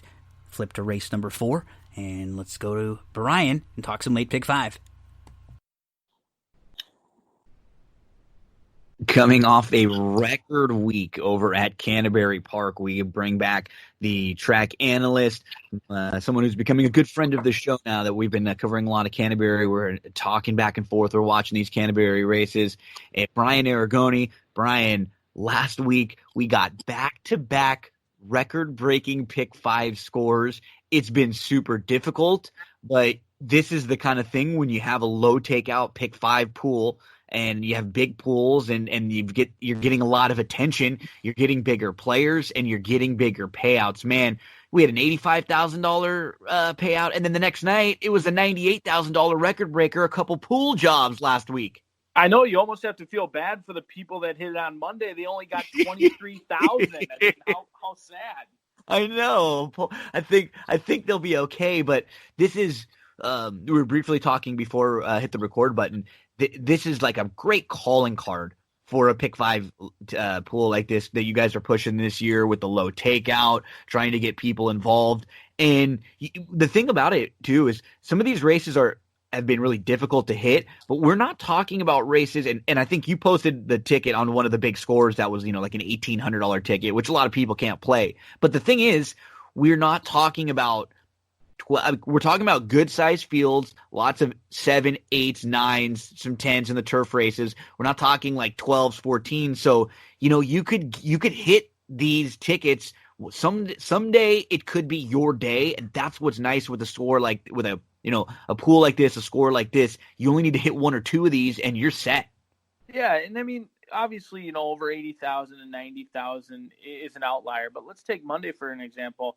We didn't have our best card. We didn't have a ton of fields or anything like that. But on Monday, the pick 5 went 5-2, who was a 9-5 morning line favorite, then 5-1, then 2-1, 9-5, and 2-5, and you get paid $400.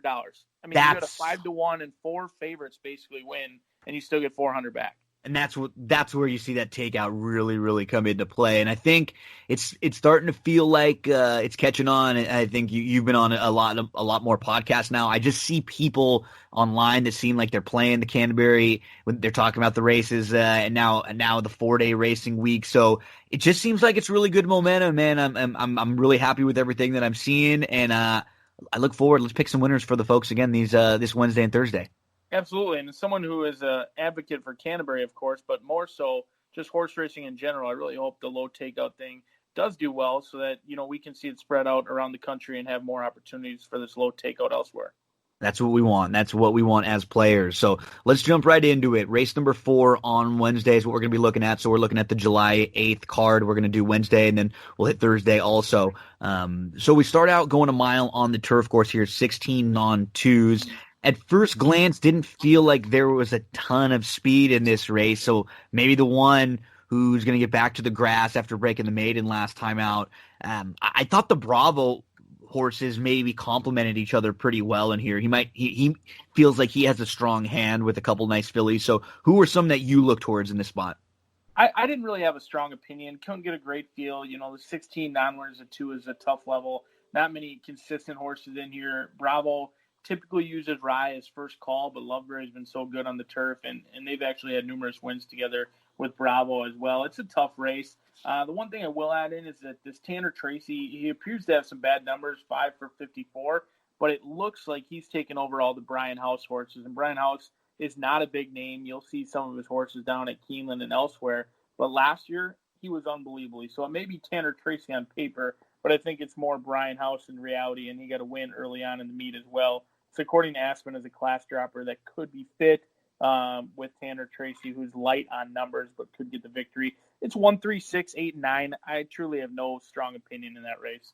Yeah, we're very similar. I was 1, 3, 6, and 9. Hush Y'all has a little turf influence on the downside. These connections have had some horses firing so well so far, and what's nice is they're generally prices when they do. So yeah, I think we got it pretty well covered there. You mentioned the 8-2 Kimberly Francis, who wouldn't be as shocking here. I kind of agree with you. I have 1-3 on sort of the tier, a little higher, just hoping that maybe the 1 can sneak away, and the 3 feels like she may have the best turf races in the field, but not necessarily a standout race for me either. Let's move to race number 5, second leg of the pick 5 sequence. We go Minnesota breds, fillies and mares, 3-year-olds, and up. They're going to go 6.5 furlongs in here. And I mean, towards the inside, you've got some horses who have not really been in the best of form lately and who are not the quickest here. Can you make excuses for any of those inside horses? I don't think you can. I mean, this is for me. I got a text last race, and I rarely get text messages from trainers, and it's even more rare that I actually win. I got a text from Nevada, before last race on June 25th saying, hey, my first year can run. And I'm like, run a little bit or run like for second and third? Yeah. He's like, no, this horse can win. And then you watch the finish. Holy cow, he was right. Went off at 27-1. It's all about timing. You had 27-1 last time. Now you're probably going to get even money, if that. All native is a single all day on both my tickets. Yeah, she had a slow start. She recovered well. She was traveling nicely right away. She actually looked kind of like what you said. She looked like she was ready. She didn't look like a first-time starter. She looked like she had a little bit of experience. She closed well. Now that race is under her belt, I mean, you look at the rest of the field, they have 36 races combined and by the 6 other horses, and nobody has even come close to the type of effort that she had last time out. I'm with you. I think you can single the 6 probably on one ticket. The only other horse that I'd use in here on some would be the 8, the first-time starter, who just faces no monsters, and maybe she's just better than most of these in here. The Dam was a winner that on the turf. 2 siblings, they were both multiple winners, and we know that Barn can get one ready to fire. So, yeah, the 8, if you were going to go a little deeper and look for others, it would be the 6 and the 7 just because they have more upside. I'm with you, though. I couldn't really build excuses and valid cases that the inside horses have not been in the best of form lately. So this is a race that's going to go, I think, all through the 6, all native. Maybe I'll throw the 8 Golden Gopher in on some others. Yeah, I like what Nevada does here. A lot of trainers, they see that ability or showability stays right at the maiden claiming level. Yeah, from 7,500 to 15 is not that big of a jump, unlikely to get claimed. But many of them would try maiden special weight. The purse is almost 3 times higher. They'd be a long shot in there, but stays right at a comfortable level. Should improve second time out as well. Yeah, this is where she belongs. That's what you have to do. You don't want to put them 2 over your head, and that's why the numbers have been good so far for the barn. That's race number 5 on Wednesday. We move to race number 6 here. With some of these races where you have so many horses that come out of the same races, sometimes they're difficult. I do think She's Fire Nice ran well, but she did get a pretty good trip. The others are going to have to improve a little bit on her because we have 6 of them that all exit that June 17th 5th race. So where do you go with the horses coming out of there? Yeah, I saw it the same as you. I just watched the replay not too long ago. And I thought She's Fire Nice could not have gotten a better trip. Basically, rolled the rail all the way around and then swung out and really had no excuses. Just got run down by a better horse that day. But unfortunately, none of the other horses were able to catch She's Fire Nice.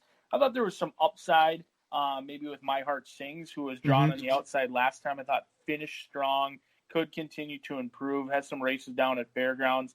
But it's a race where She's Fire Nice had a perfect trip last time, unlikely to get the perfect setup again, and is going to be a low price. The one I didn't know what to do with is the 3 Jolly Bill. Yeah. 7-2 morning line, but it's a 5-year-old mare who's lightly raced, not really bred for the turf. I'm going to try and take a stand against. I'm going to actually go 4, 5, 7-9, and hopefully we can beat She's Fire and Ice. The only one who you didn't mention, and I'll mention, is I'll probably give the 2 another shot. I think she kind of got a little shuffled from the inside and lost a few lengths, and then she was sitting pretty close. She lost a few lengths, and then nobody else except for the winner really made up any ground that day. And so maybe that few lengths was really what hurt her. There just wasn't a ton of passing going on that day, and maybe she can just sit in a little closer spot. She's got some okay races at Remington that would be pretty competitive here if she showed up with one of her better efforts. So I'll throw the 2 in on some tickets, but I do think it starts and ends with the 4, and depending on how you want to go,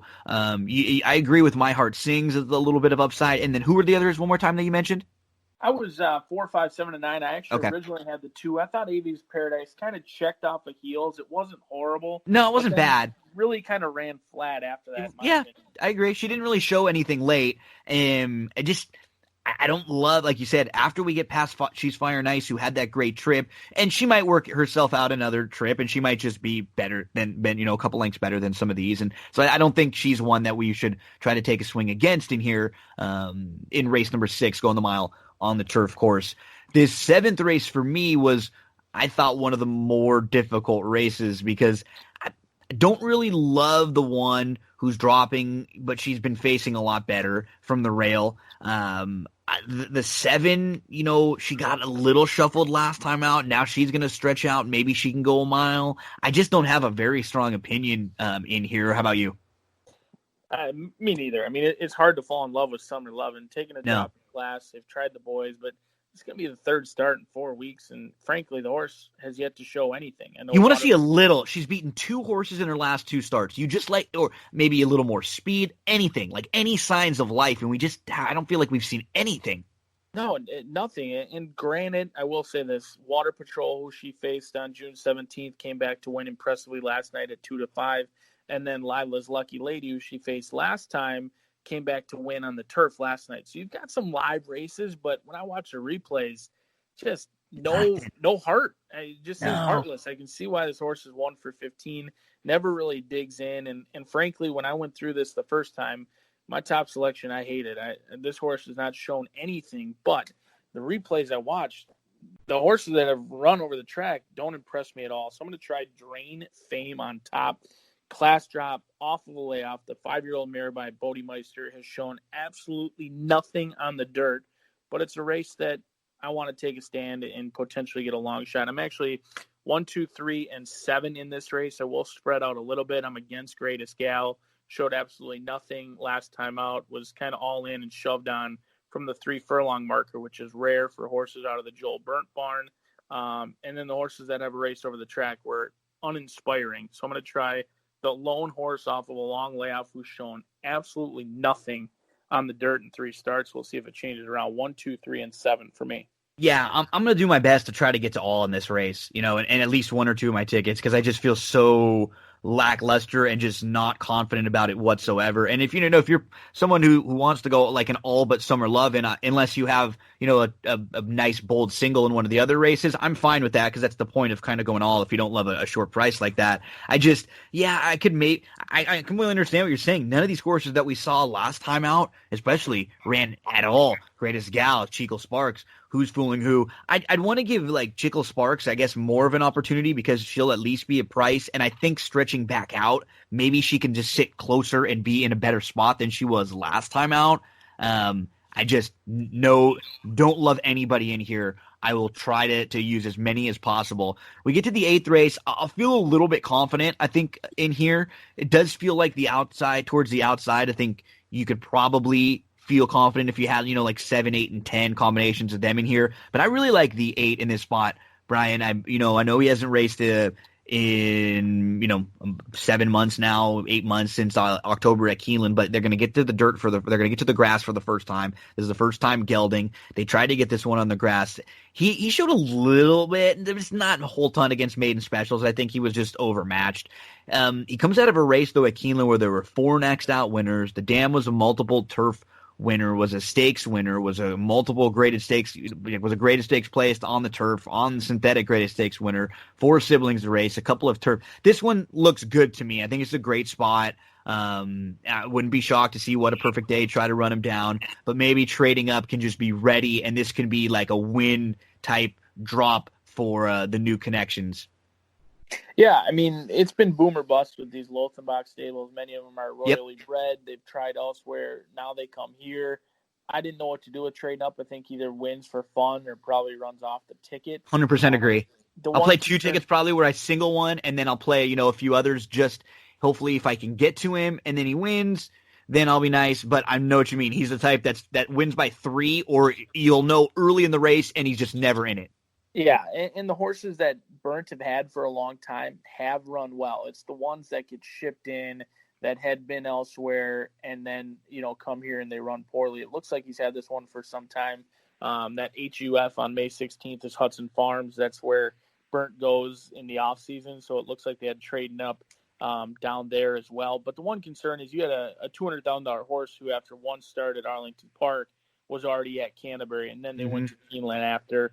I don't love my top pick. I mean, 0 for 16 drawn on the 10th post. Not ever something I would aspire to write home about. Was bet heavily last time, and the one thing I noted is got hammered really late. Just couldn't get by Mattress Max Run Tech that day.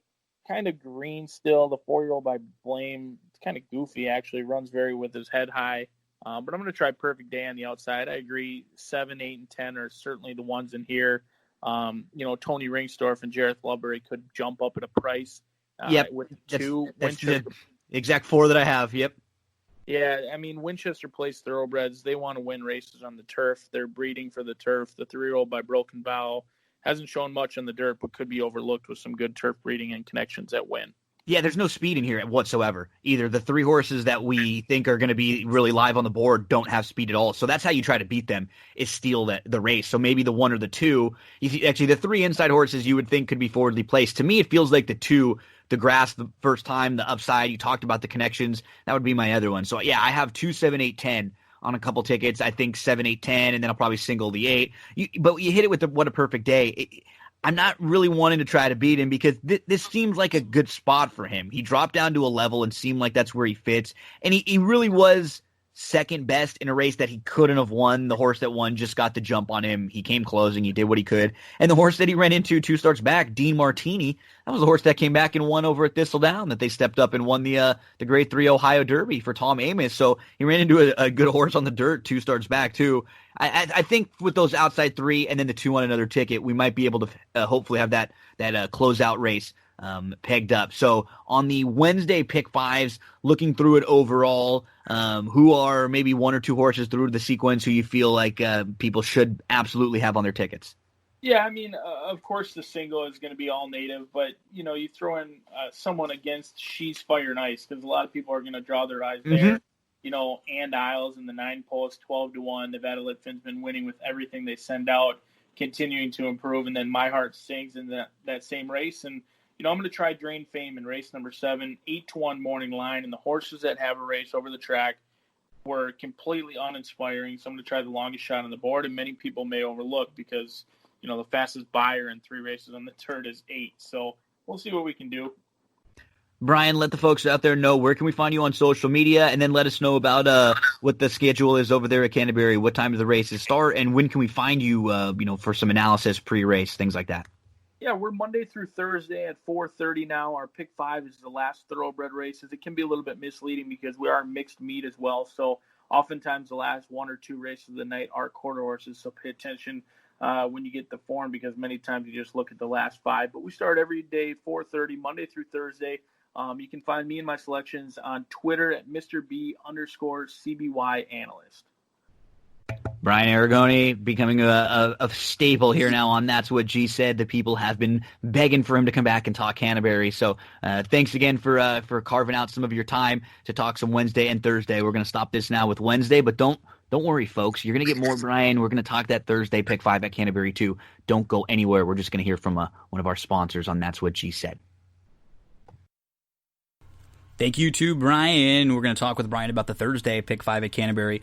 Also, if you're listening to this horse racing analysis, that means you're probably a horse racing fan, I'd imagine. Go check out oldsmokeclothing.com. They have tons of horse racing swag. It's a website unlike anything you've ever seen. We're talking hats, hoodies, all sorts of different t-shirts, all sorts of different sizes, cool slogans. I'm going to talk more about Old Smoke Clothing in just a little bit. If you use that promo code GINO, you'll get free shipping. Free shipping. So check them out. oldsmokeclothing.com. Promo code GINO. Couple things to discuss over at Canterbury. So in that pick 5 sequence, which starts in race number 4, some horses that I think are must-use. I think the 1, Frosty Flirt, and the 3, Awesome Sunset to kick things off in the 4th. In the 5th race, the 6 and the 8 are the must-uses for me. In the 6th race, it would be 2, 3. It would be 2 and 4, 2, 3, and 4 would be the horses that I'm looking at the most.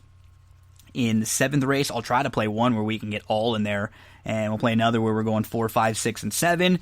And then in race number 8, who gets the lead? We'll throw the 2 on some tickets because maybe he gets the lead. I do think the 8 is a horse to single on one, and we'll use 2, 7, 8, 10 on another. Over at Canterbury. That is Wednesday at Canterbury.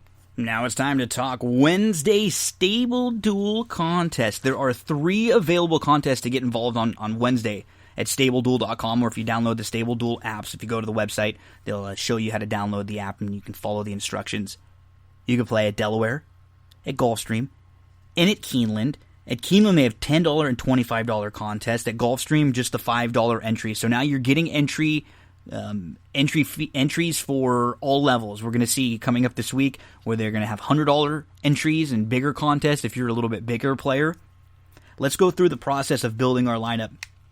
We'll start with Keeneland, and then we'll go to Gulfstream. Those are the 2 tracks where I put together some lineups and I played them. And again, I'm never going to say here's my exact lineup and show it to you, because I'm going to play a couple different ones. If I gave you my exact lineup and you played it, we both would not make as much. So I think it's better to give you different approaches. If you use a horse in one race, or you can use one of these horses if you need to go a little cheaper. I'll always give you 2 or 3 opportunities, 2 or 3 different horses in each one. So in race number 1, the 2 horses that I'd be looking at would be the 7, who you can purchase for $3,000. That's Can't Bet 'Em All. Or the 9 for $8,000, Majority Rules. I would be okay with spending up early on in race number 1. In the 2nd, I'm looking obviously to the 2, Take Charge Erica. That's going to be my single there, and for $8,000, I'm okay. The 1, Heaven to Whisper, for $10,000. On a 9-race card at Keeneland, if you're trying to fill all 10 spots, there's going to be one race where you have to double up. Using the 1 and the 2 here would cost you a whole lot if you tried to use those 2, but I feel like in a short field, they might get you 1st and 2nd points here, or at least get you a couple really good point totals on your board. We move to the 3rd race. I look to the 8, who's $5,000, Pure Poo Timing. I look to the 6, Patty H, who's $8,000. Those would be the 2 horses that I'm going to be using in different variations of my lineups. In the 4th race, I'm going to go to the 7 for $1,000. I Hear You. And I talked a little bit about that race at Laurel. I thought it was a good effort, and by the time she got going, the top group had already got separation. She had some trouble prior to that. I Hear You for $1,000. You can use on a lineup or 2. You want to spend up a little bit in here. I think it would obviously be Flying the Colors at $9,200. In the 5th race, I'm going to go to the 2, Inish Glora. That'll be for $5,000. I'll be building a lineup around the 2. The number 6, if you want to go really cheap, Carmichael is only $750. So if you want to spend up in some other races and take a little swing, the 6 might be a good spot to do so. The number 7, Searing Chase at $5,000 for the first-time starter. This horse could be very, very live. I would use 2, 6, and 7 based on their prices. In race number 6, this is a race where I think you can go cheap. I would take a chance with the 12, who's only $1,000. How about the 11, only $250, Attorney Tim, off of your salary cap? The 10 would only be $1,000. Sea of Hope.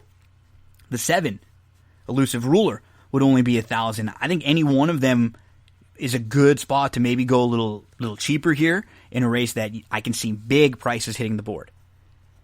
Race number 7, I'm going with the 3, Fra Moro, who's one of my best bets, probably my best bet of the day. Father G would be the other one I use. Fra Moro is only 3,000. Father G is the 7, who is 7,000.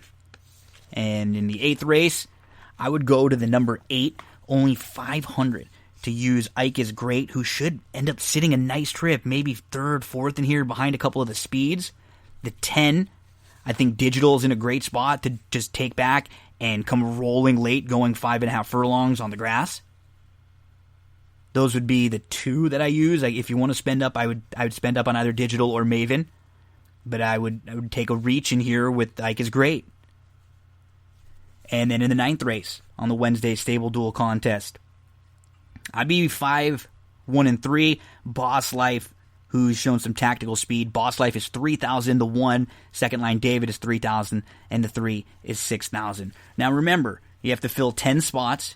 Your average is about 5,000 per spot.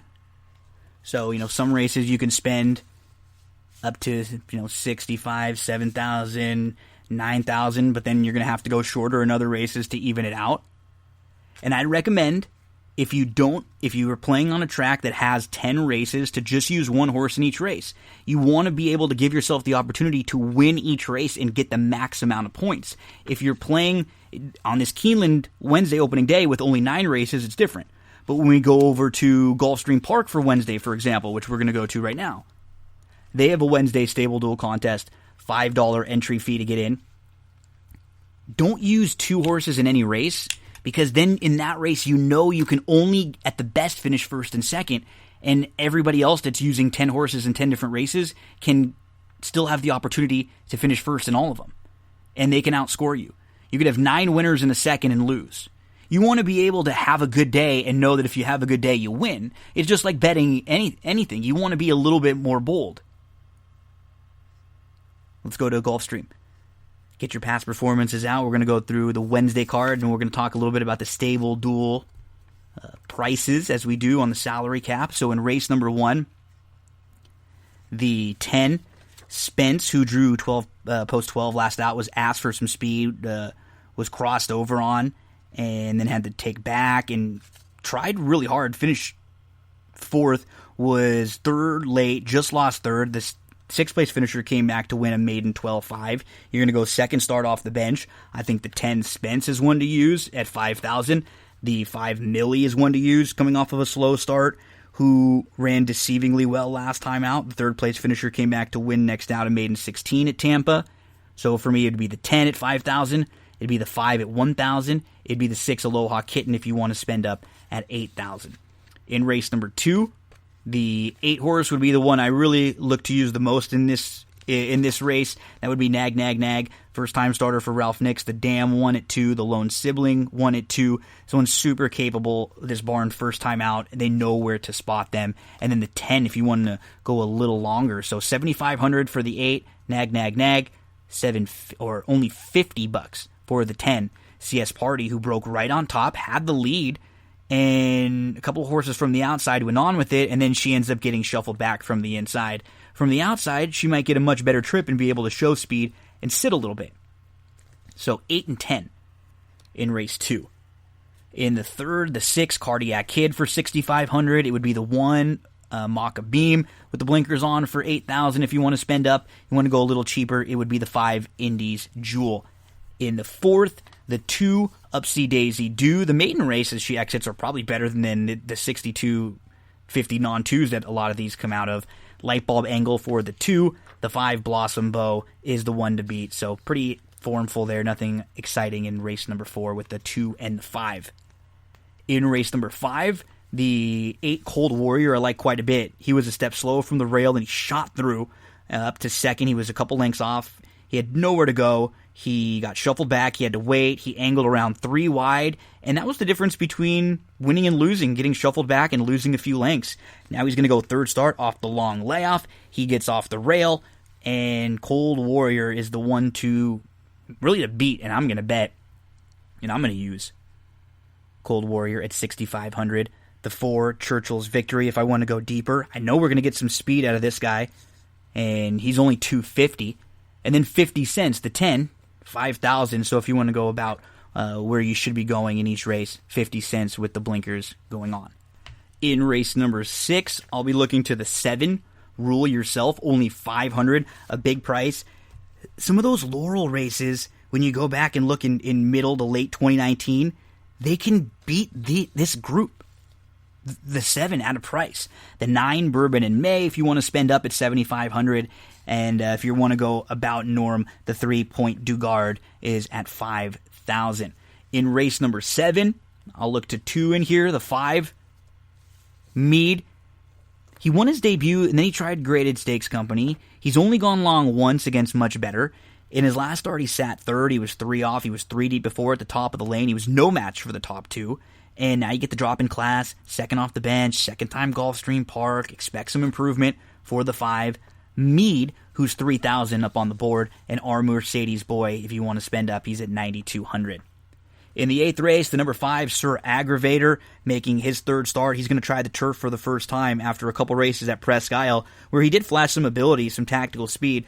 I expect him to be in the mix throughout at $5,000. The number 4, Bohemian Beat, if you want to spend up a little more at $9,600.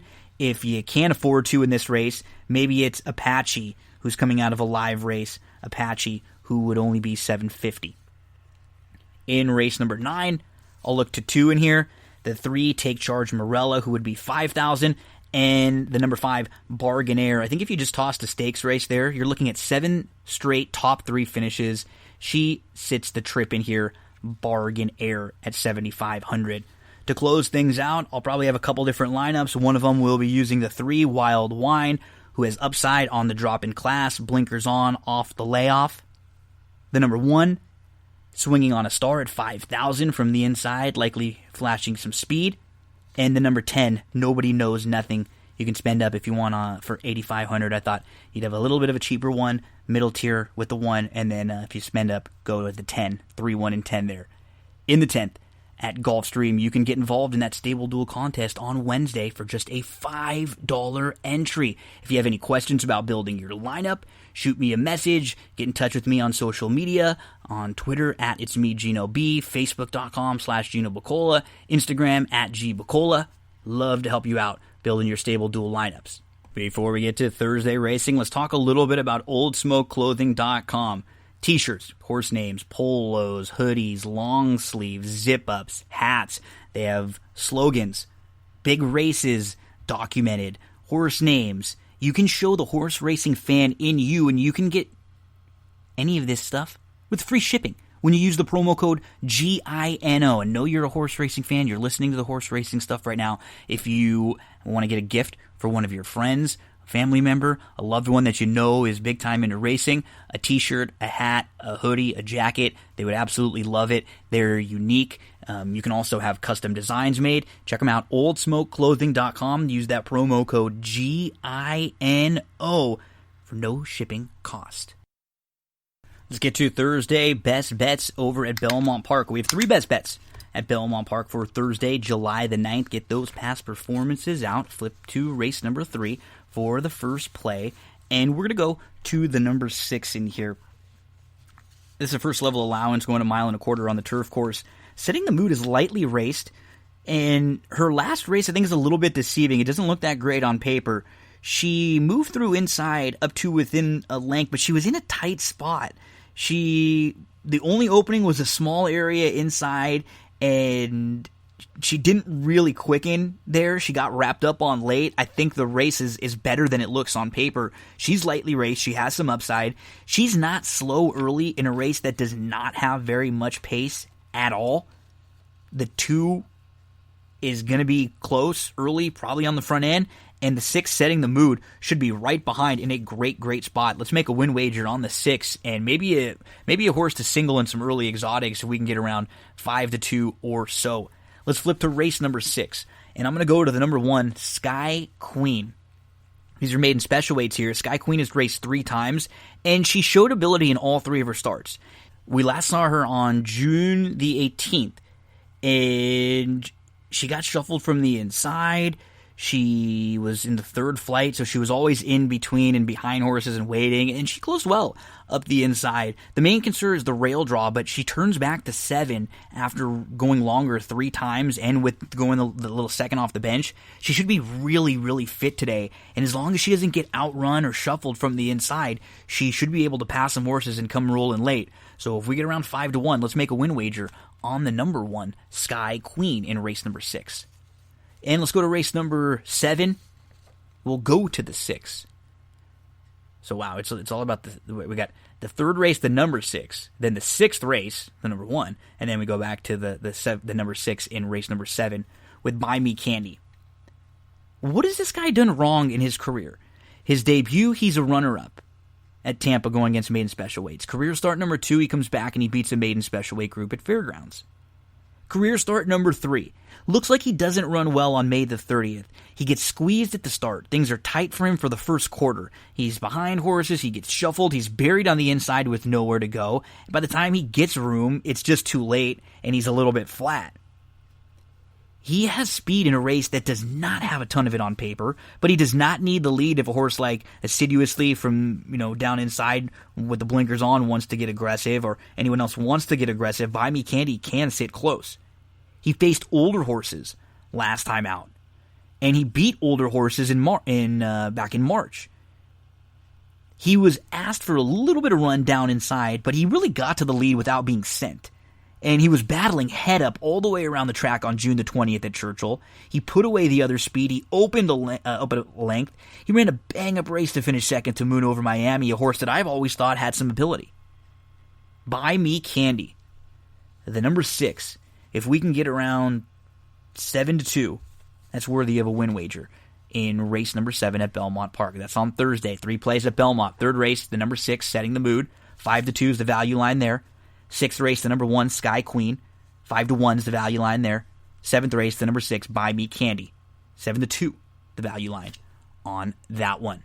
Let's stay with Thursday racing, and let's get you over to Canterbury. We'll talk with Brian one more time, this time about the Thursday, July the 9th.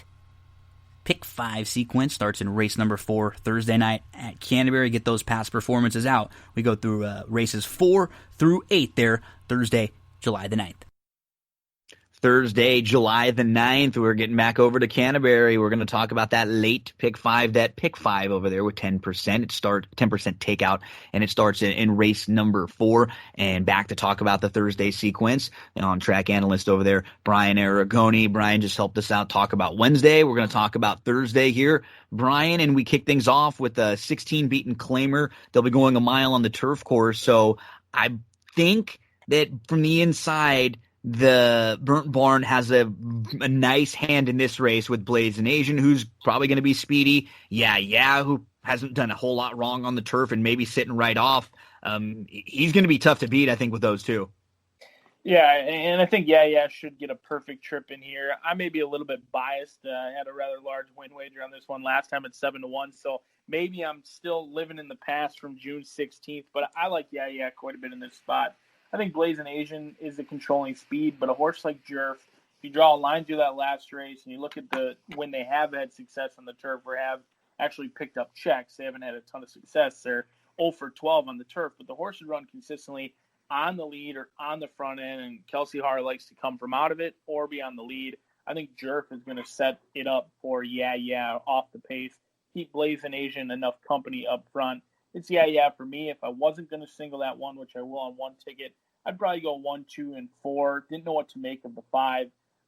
When I watched the replay for Side Street Dave and Charlie's the Charmer, I thought they were inferior to They could have gone around again, and those two were never catching Completely agree. I'm going to single on 1, the lone 3-time winner in the field, and he fits the conditions beautifully because he's a Minnesota bred, but he just beat Open Company. So it's not like he's a Minnesota bred who's just been beaten up on Minnesota breds, and he should just get a perfect trip, as you pointed out. I think this is just a great spot for I will single on 1 ticket. The other ones that I'll look at when I played a different ticket would be the 4 Jerf, who got the prep out, and maybe the 6 Side Street Dave. I think getting off the rail, trying the rail 3 times after drawing the rail 3 straight times, I think he may be able to relax a little bit more. He actually has a little more speed, and maybe when he's not forced, he'll be able to just kind of naturally use it and sit in a good spot. So I'll throw the 6 on one ticket. Kind of agree with you on the 5. Wasn't sure what to do with Gatito, but to me, this is all about yeah. If you want to come out singling right off the bat with the 2, yeah, that is fine with me. And that'd be a nice one to get out of the way, and we'd have plenty of coverage as we move on to race number 5 at Canterbury. And we have the start of the late pick 4 here. And they'll be going 5.5 furlongs. These are fillies and mares, 3-year-olds and up, not won a race since March 9th or never won 4. This is a fun race to handicap. There's 2 or 3 of these races in this sequence where you can really go through the field and make cases for many. So if you have a strong opinion, you can get a little separation. What do you do here in this 5th? Yeah, I actually printed my forms before the morning lines. It'd be interesting. Who is the favorite in race number 5 based on the morning line? Yeah. I mean, it's a tough race, so I don't have any morning lines. I assume it'll be quick. Yep, the 7 is the slight favorite, but you've got College Queen 7-2, Papa Isla's Doll is 9-2, Lucky Loretta's 4-1, Sassy Sita's 5-1, Little Be Quick 5-2. So I mean, any one of those 5, honestly, if the money started moving around a little bit, I wouldn't be shocked if Sassy Sita got bet, with some of those Oaklawn races to fall back on. This is, and how is this race going to shape up with a lot of horses who have speed but can kind of sit if need be? This is a fun race in the sequence.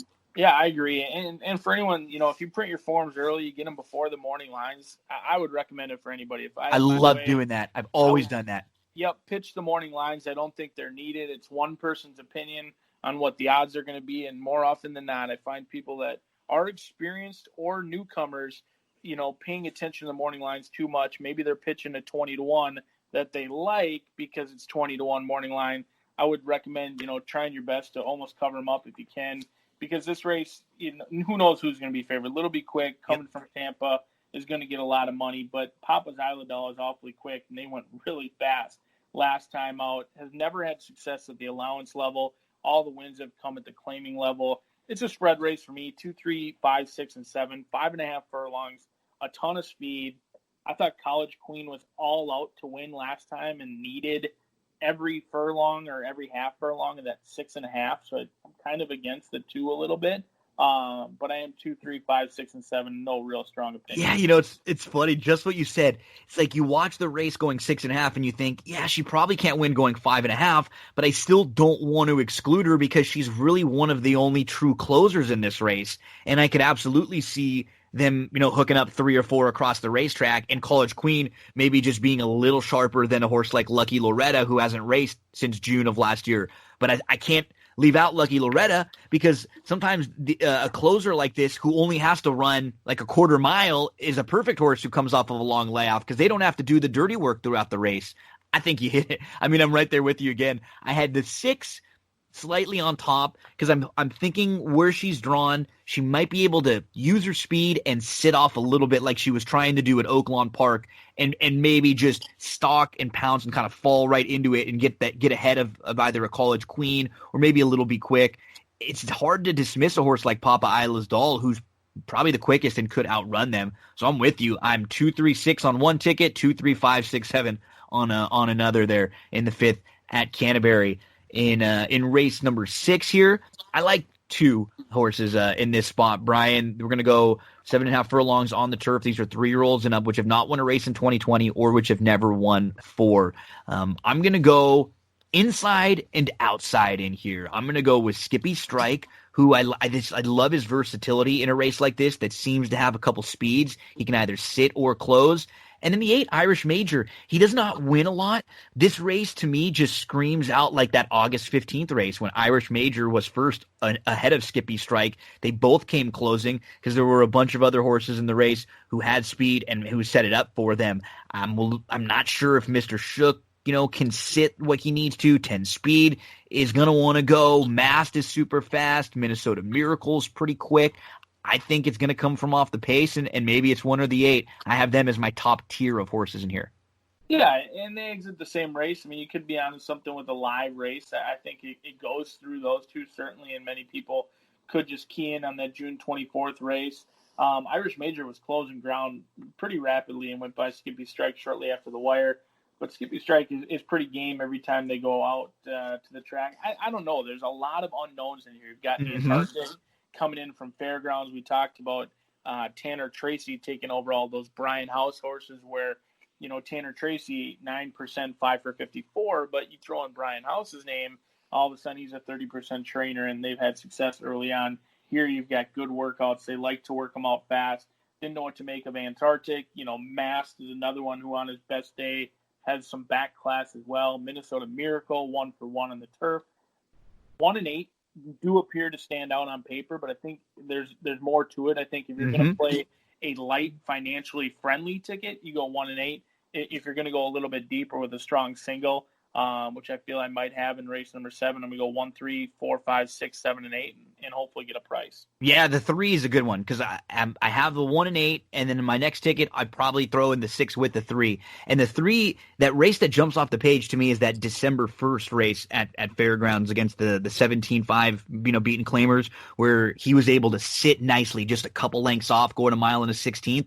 If he could work out a trip similar to that, he'd be really, really tough in here. So I think he's a good use and maybe one of those horses that can get you some separation even in a pick 5 sequence where, people might look at the top 2 or 3 choices in each race, and a horse like Antarctic could sneak away a little bit. You mentioned training well. Looks like this horse is well meant too. So yeah, I had an 8, 1, 3, and 6 in that 6th race, depending on how you set up your ticket. Maybe it's a spread. Maybe you have to shorten up a little bit. We get to race number 7, and so I guess we start here with Fable's Love Affair, who's your morning line favorite at 5-2 because she missed the break last time out. She did close well. Haley's Heist just ran them off their feet. Pearl Devine was pressing Haley's Heist, and then she ended up backing up that day. So with Fable's Love Affair, with a better start, she should be sitting a lot closer in here. I guess that how you approach this race kind of depends on how you feel about her. Yeah, this is a single. I think the race goes through her. Didn't really have a ton of trouble. Was off slowly. Kind of the break in the air wasn't that bad. Just more slow to gather. Yep. I thought. But then what really impressed me was 4 or 5 wide the whole time and continued to pick off horses, and many of them come back in this race. The question mark for me, if you're not going to single Fable's Love Affair, who I don't typically have love affairs with $5,000 claimers singling, going 5 furlongs, but a lot of soul is a question mark for me. A drop in class really was kind of shoved hard last time and didn't really ever respond. Now takes a massive drop in class. That's the one horse that I'm worried about. But hopefully Pearl Devine can keep a lot of soul company up front. Fable's Love Affair should go rolling on by. Yeah, I think I'm with you. The 5 is a standout. I feel like if she runs her best, she's going to win this race. There's a couple others that I would include. I'm not a fan of the 1 as much from the inside, just like you said. I think from the rail with Pearl Devine, even a horse like Sweet Sassafras, they might make things tough for a lot of soul. The 3 is a horse I want to give a little bit of an opportunity to on a couple tickets. She's actually crossed the wire first a couple of different times. So she's not just the non-2 like she looks on paper. She's crossed the wire first and she was DQ'd because of purse money. She can actually pass some horses. She's got enough tactical speed to sit within striking range going 5 furlongs. Maybe she just flops into a good spot if you want to spread a little deeper. The same kind of a trip maybe with Pearl Devine, who can maybe at least press and just fall into it. And then I'm definitely against Dusty Princess, who's 0 for 17. I think this feels like a horse who I was just using this maybe as a prep race to see what they have and then stretch back out.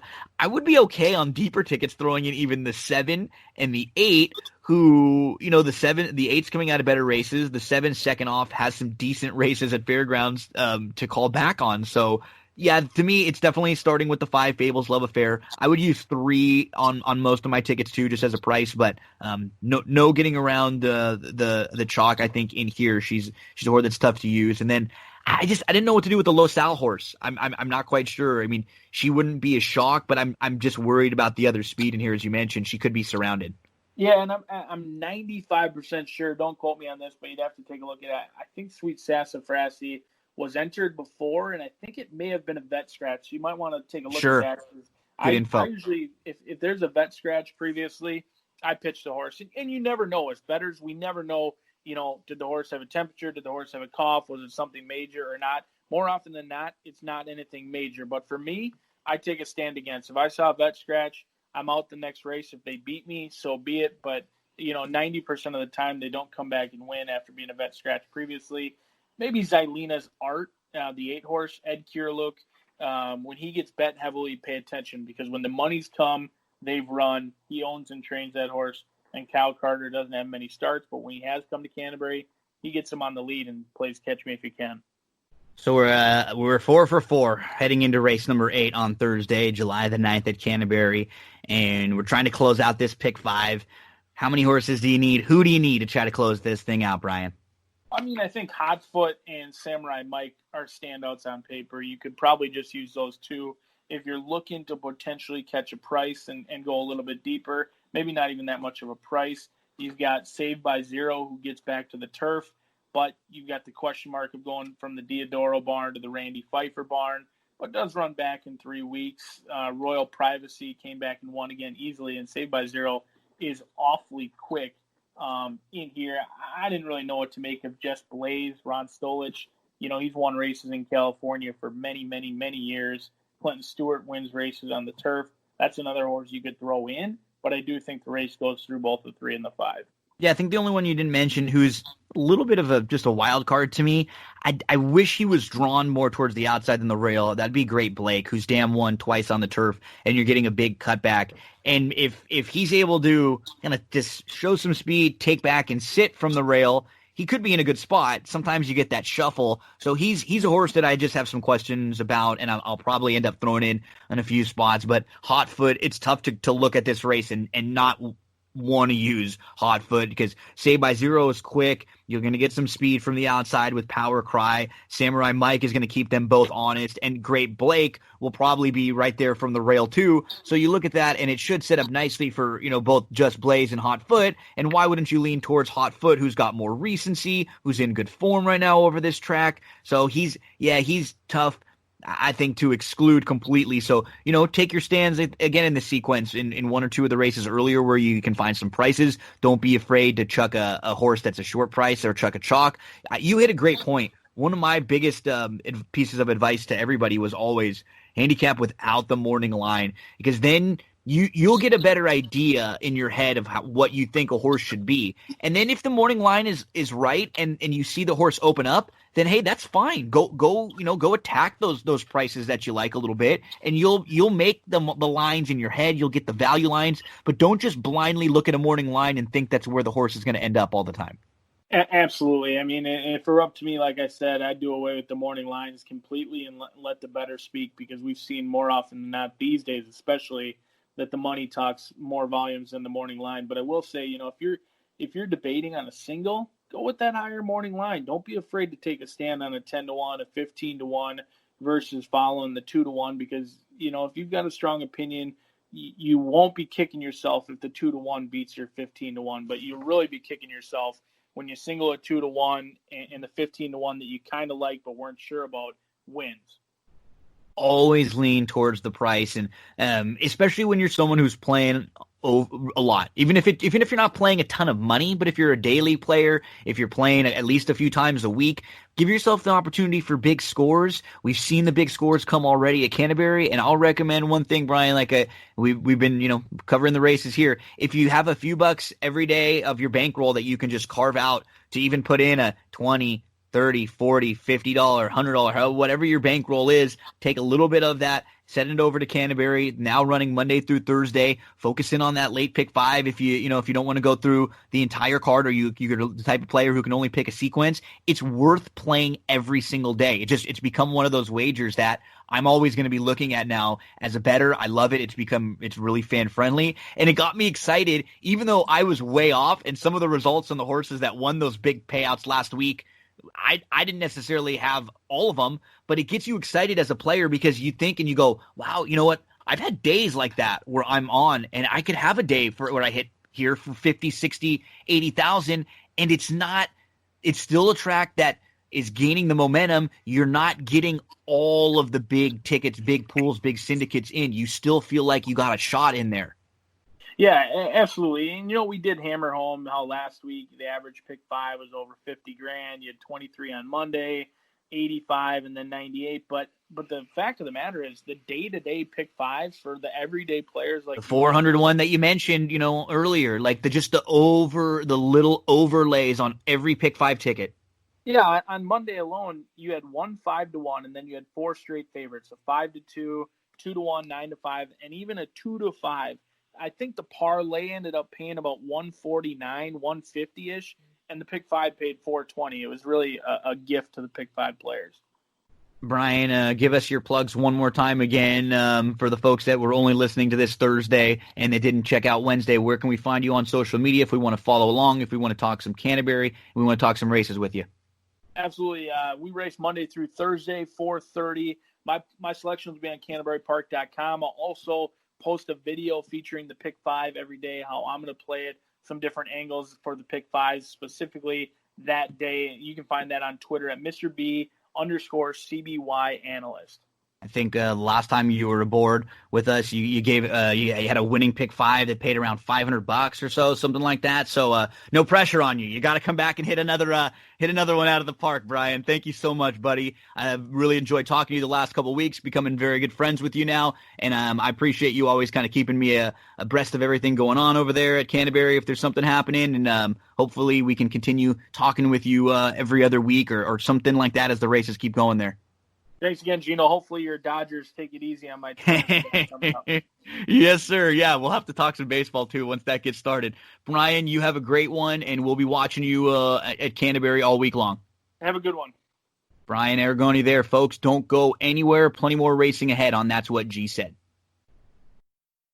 Big thanks to Brian for helping us out there talking some Canterbury for Wednesday and for Thursday.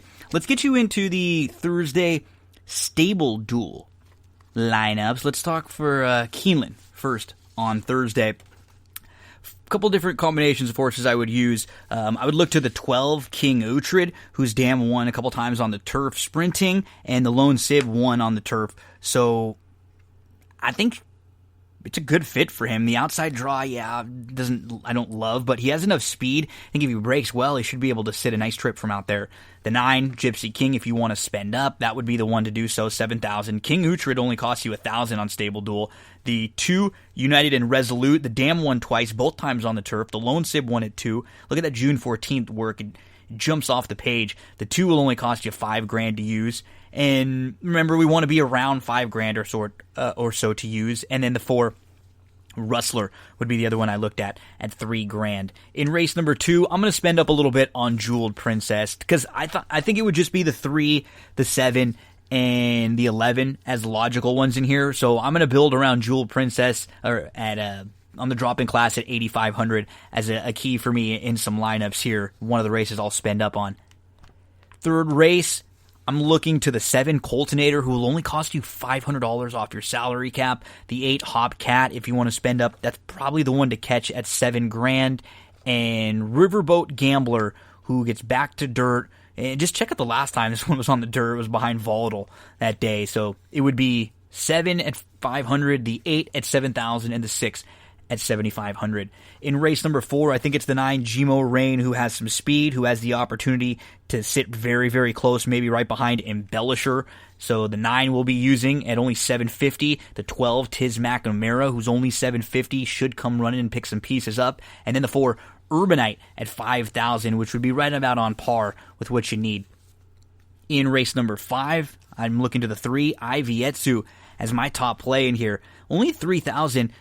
Just tossed the last couple races, right? Dwelt at the start in a race taken off the grass. 2 starts back, completely missed the break, and then was in some trouble. And prior to that, not beating a whole lot in the Florida Oaks. Graded stakes place there, chasing speed in the Sweetest Chant. I think Ivietsu is very well spotted. Ivietsu is only going to cost you $3,000. A couple of 6,000s to look at. The 10, Confessing, and the 11, Jen Take Charge. In race number 6, I'd be looking to the 9. My top selection, Spiteful Charge, only going to cost you $1,000 for Spiteful Charge.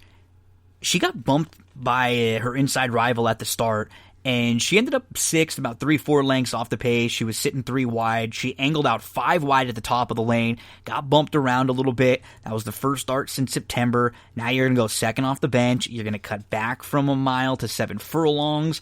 Lots to like about the 9. Spiteful Charge. The 8, April in Paris, if you want to spend up, should be one that's going to be flashing some speed in there. So I'd be using the 1 Movie Moxie, especially if you get the 2-for-1 action with the entry, 6,500, or the 9 Spiteful Charge, 1,000. That'll be the one I use in most. In race number 7, it'll be 11, 1, and 3. Moral Reasoning, if you want to spend up at 8,500. Passion Factor and Tizara. Tizara will be my number 1 play in here. I think she's the one to catch, and she could hang around and give you some nice points for your $3,000 purchase in this race. In race number 8, the number 1, In the Midst of Biz. If you get that entry, you get 2-for-1 for only 1,000. So the 1 would be a horse I'm looking to play. The 8, Dos Vinos at 8,500, and then the 9, Lead Guitar at 6,500 would be one that's not quite as expensive, and I'd be willing to take a swing on the 9. Closing things out in race number 9, it'd be Pint Xos from the rail at 7,000. You can make some excuses for the race going a mile and a half, the race on September 28th on the main track. November 3rd race was one that sent him to the bench, and he was actually favored that day. Maybe you don't want to spend as much, so you go to the 11, Militarist, who has been working very nicely. The 2-back race on the grass is better than it looks. He's never really run a bad race. He's just been in some tough spots. And then the 8, Fortuity, if you want to be right about on par at 5,000. So the 1 would be 7,000, the 11 would be 1,000, and the 8 would be 5,000. That's your stable dual contest for Keeneland on Thursday, July the 9th. You can get involved for $10 or for $25. They have 2 different contests. Thursday at Emerald Downs, we've got our first taste of stable duel heading to Emerald Downs. Get your past performances out and get to your apps and pull up your stable duel lineups and your salary cap so we can see who we're gonna get to. Race number 1, I'm going to the firster. David knows best from the rail, training very well for a barn that can fire. I'm going to spend 6,500 on the 1. If you want to spend up, I think it would be on the 5, Gordon Anthony, who would be 9,600. In race number 2, a couple that I'd be looking to. The 5, Crest Drive, looks like the one to catch, 7,500 or 7,000. The 4 at 9,200 is probably the one to beat, and the 6 at 6,500, Bullet Express, would be another horse I would definitely include in some of the exotics if you're playing along these races too. Bullet Express. So it would be the 5 at 7,000, the 4 at 9,200, and the 6 at 5,000. We move to race number 3 at Emerald. I'm looking at the 5, Stanley's Wave, blinkers on, dropping out of that stakes race where we last saw him on September the 8th. The 4, Bear Creek Mountain, who has just had some slow starts. If he can break well like he did on September the 21st, he should be right there. Second start off the bench. He came closing after getting outrun early and having a really bad start. He just has to break a little bit better. In the 3rd race, the 5 is 3,000, the 4, 7,500. Race number 4 at Emerald, I'm looking at the 6, USCG, the first-time starter. The price of 7,500. The 4 is $3,000, that's Mr. Stang, and the 8 is 7,000. Those would be the 3 firsters I look to in race 4 at Emerald. 4, 2, 6. In the 5th, it would be Tismani, who gets back to the dirt as my top play. Tismani would cost you 7,500. The 2, if you want to really spend up, for 9,200. And then the 6 at 6,500, Code Charlie from the outside. Some fresh speed there on the turnback. Just 2 horses in race number 6. It would be the 2, Dat Cat, second off the bench, back in 8 days. Speed, cutting back, dropping in class, the one to catch. And the 1, Via Alpina. Look at the May race at Los Alamitos. That's a decent effort. The races in the end of 2019 back at Santa Anita and Golden Gate, those are not bad. Via Alpina shows up with one of them. She's going to win this race today. So we'll be using the 2, Dat Cat, and the 1, Via Alpina, in race number 6 on different entries.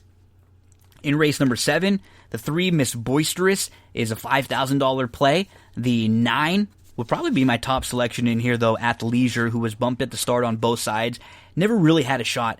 She wants to sit closer, so I think she'll be better today, Athleisure, and in race number 7, she's only going to cost you $3,000. The 8 in here, Secret Paranoia, will cost you $6,000.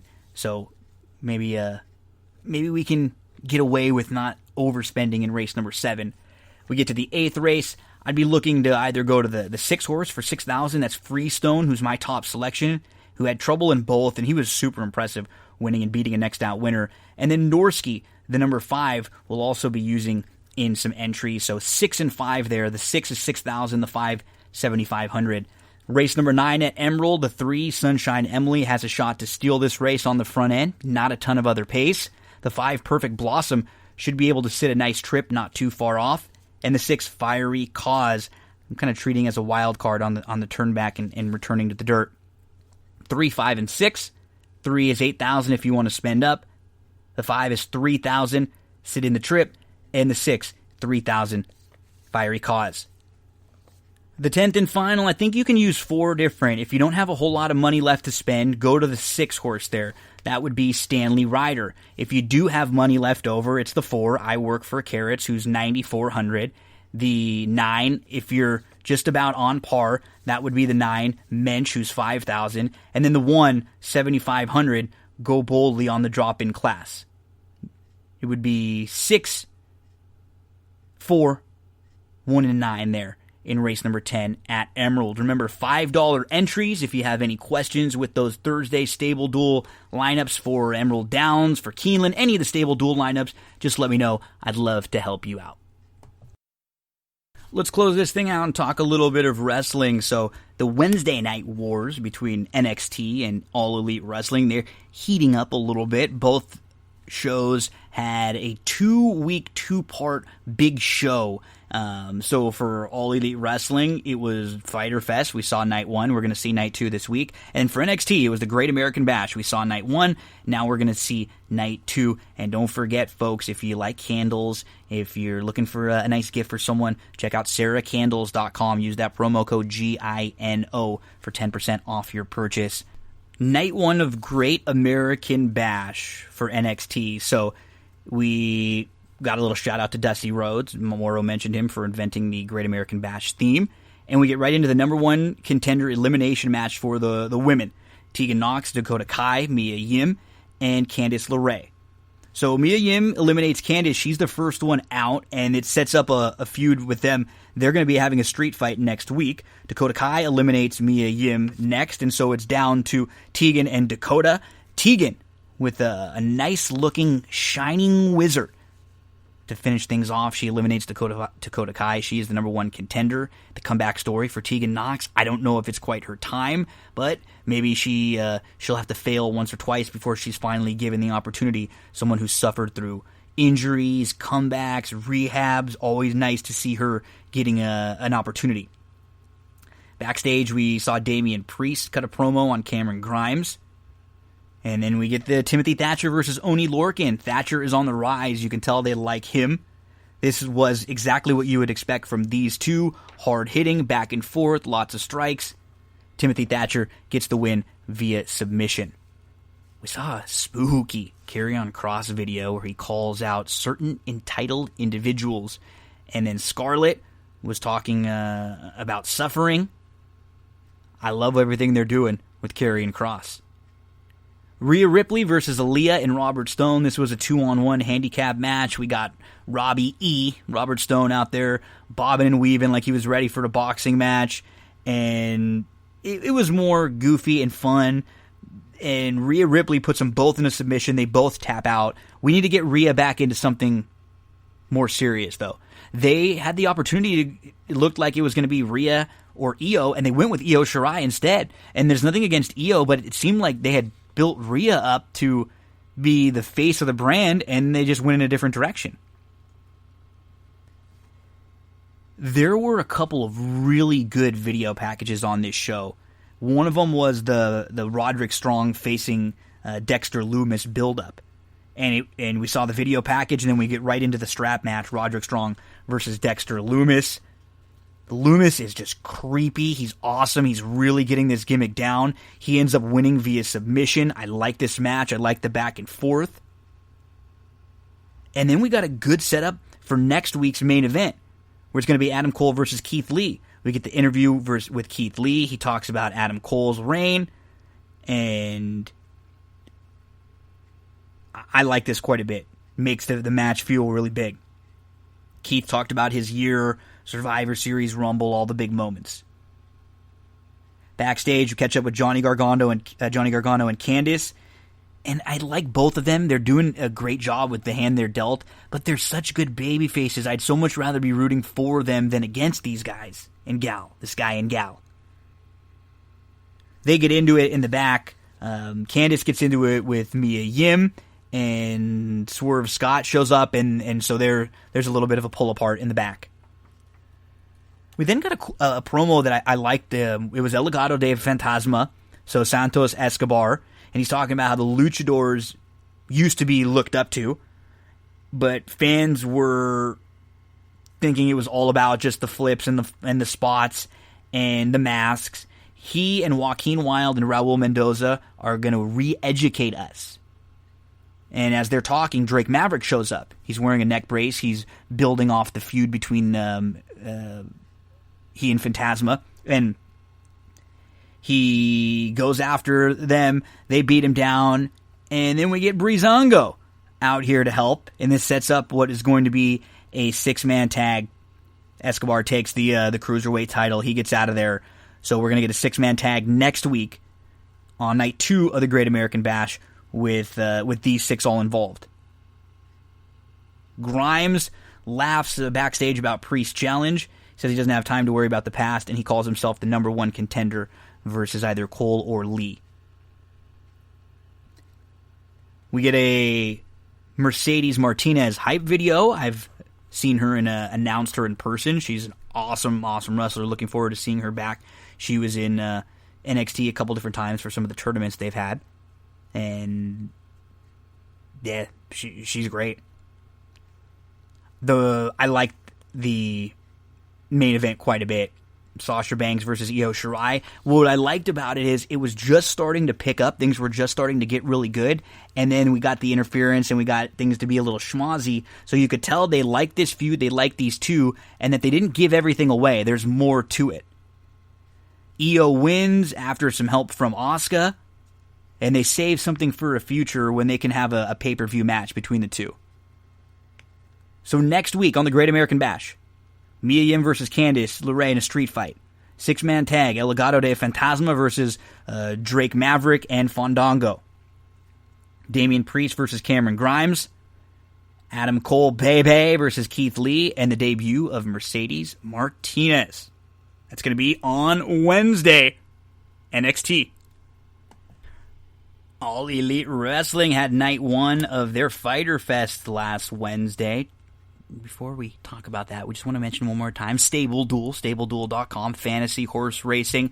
They have multiple contests at multiple tracks, Wednesday through Sunday, from $5 entry fees up to $100 entry fees. If you like fantasy, you like horse racing, you want to get involved, check out StableDuel.com. So let's go through All Elite Wrestling, the results from night 1.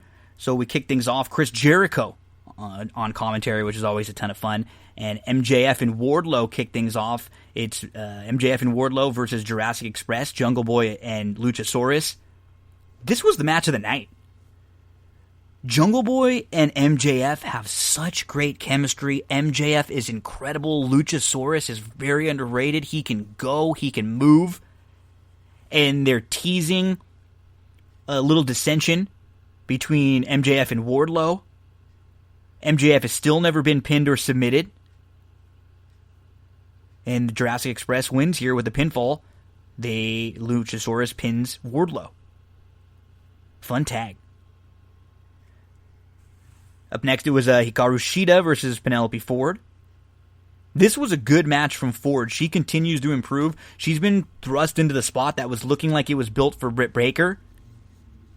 And I like what I'm seeing from Ford. She just seemingly continues to improve.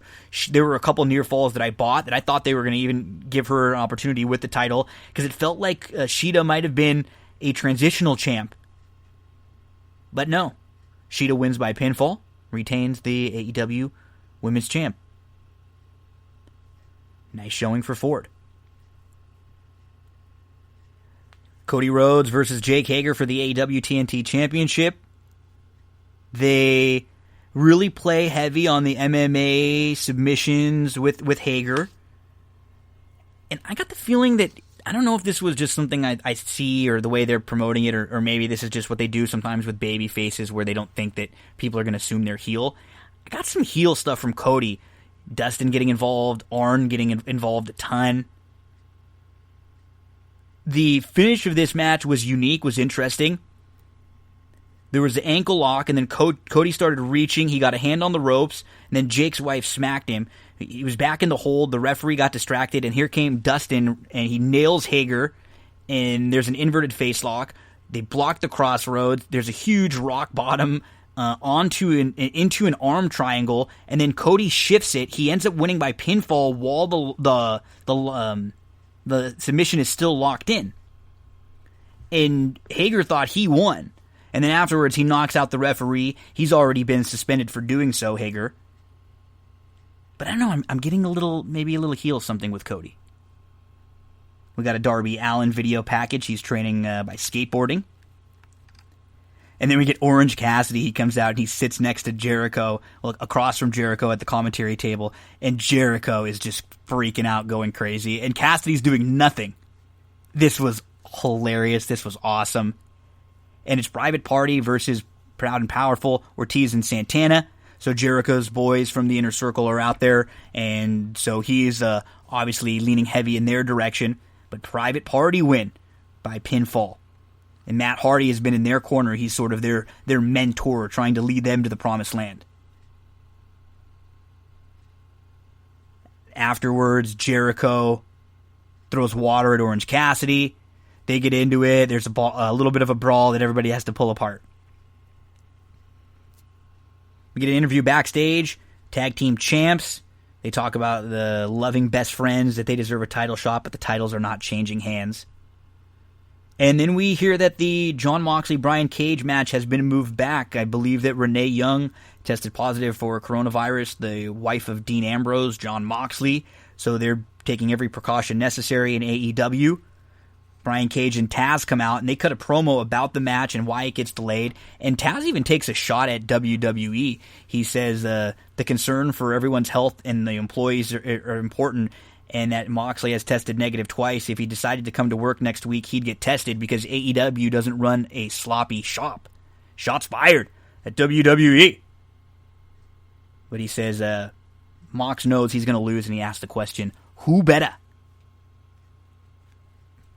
Trent's mom accompanies the best friend out to the ring, gets a kiss from Trent, and then it's Hangman Adam Page and Kenny Omega versus the best friends for the AEW Tag Championship. The match was fine.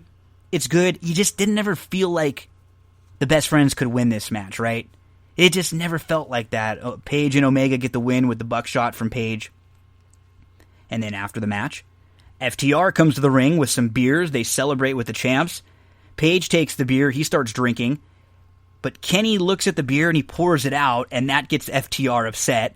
So he sparks a little something between them. They get in his face. The Young Bucks come out and they try to break everything up. So it's almost like the Young Bucks and Kenny on one side, and then the beer drinkers on the other side, FTR and Hangman. Next week, night 2. Omega and Page versus Private Party. That's going to be sort of the fill-in for Cage Moxley, which will be the following week now.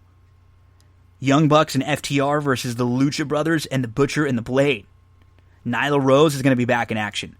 Lance Archer versus Joey Janela for night 2 of Fyter Fest. SoCal Uncensored versus the Dark Order with Colt Cabana. And then Orange Cassidy versus Chris Jericho, which will probably be the main event. Thank you for tuning in again to another episode of That's What G Said. Don't forget, subscribe, rate, review, anywhere you get your podcast, iTunes and Apple Podcast, SoundCloud, Spotify, TuneIn, Spreaker, Google Podcast, YouTube. Follow the channel. Make sure to support all of our sponsors. Thank you to the guests who joined us. Brian Arrigoni talking some Canterbury, Sean Alvarez talking some Keeneland. We'll be back in just a few days with another episode of That's What G Said that's going to focus in on the weekend sports and the weekend racing. Joey Cleveland, take it away.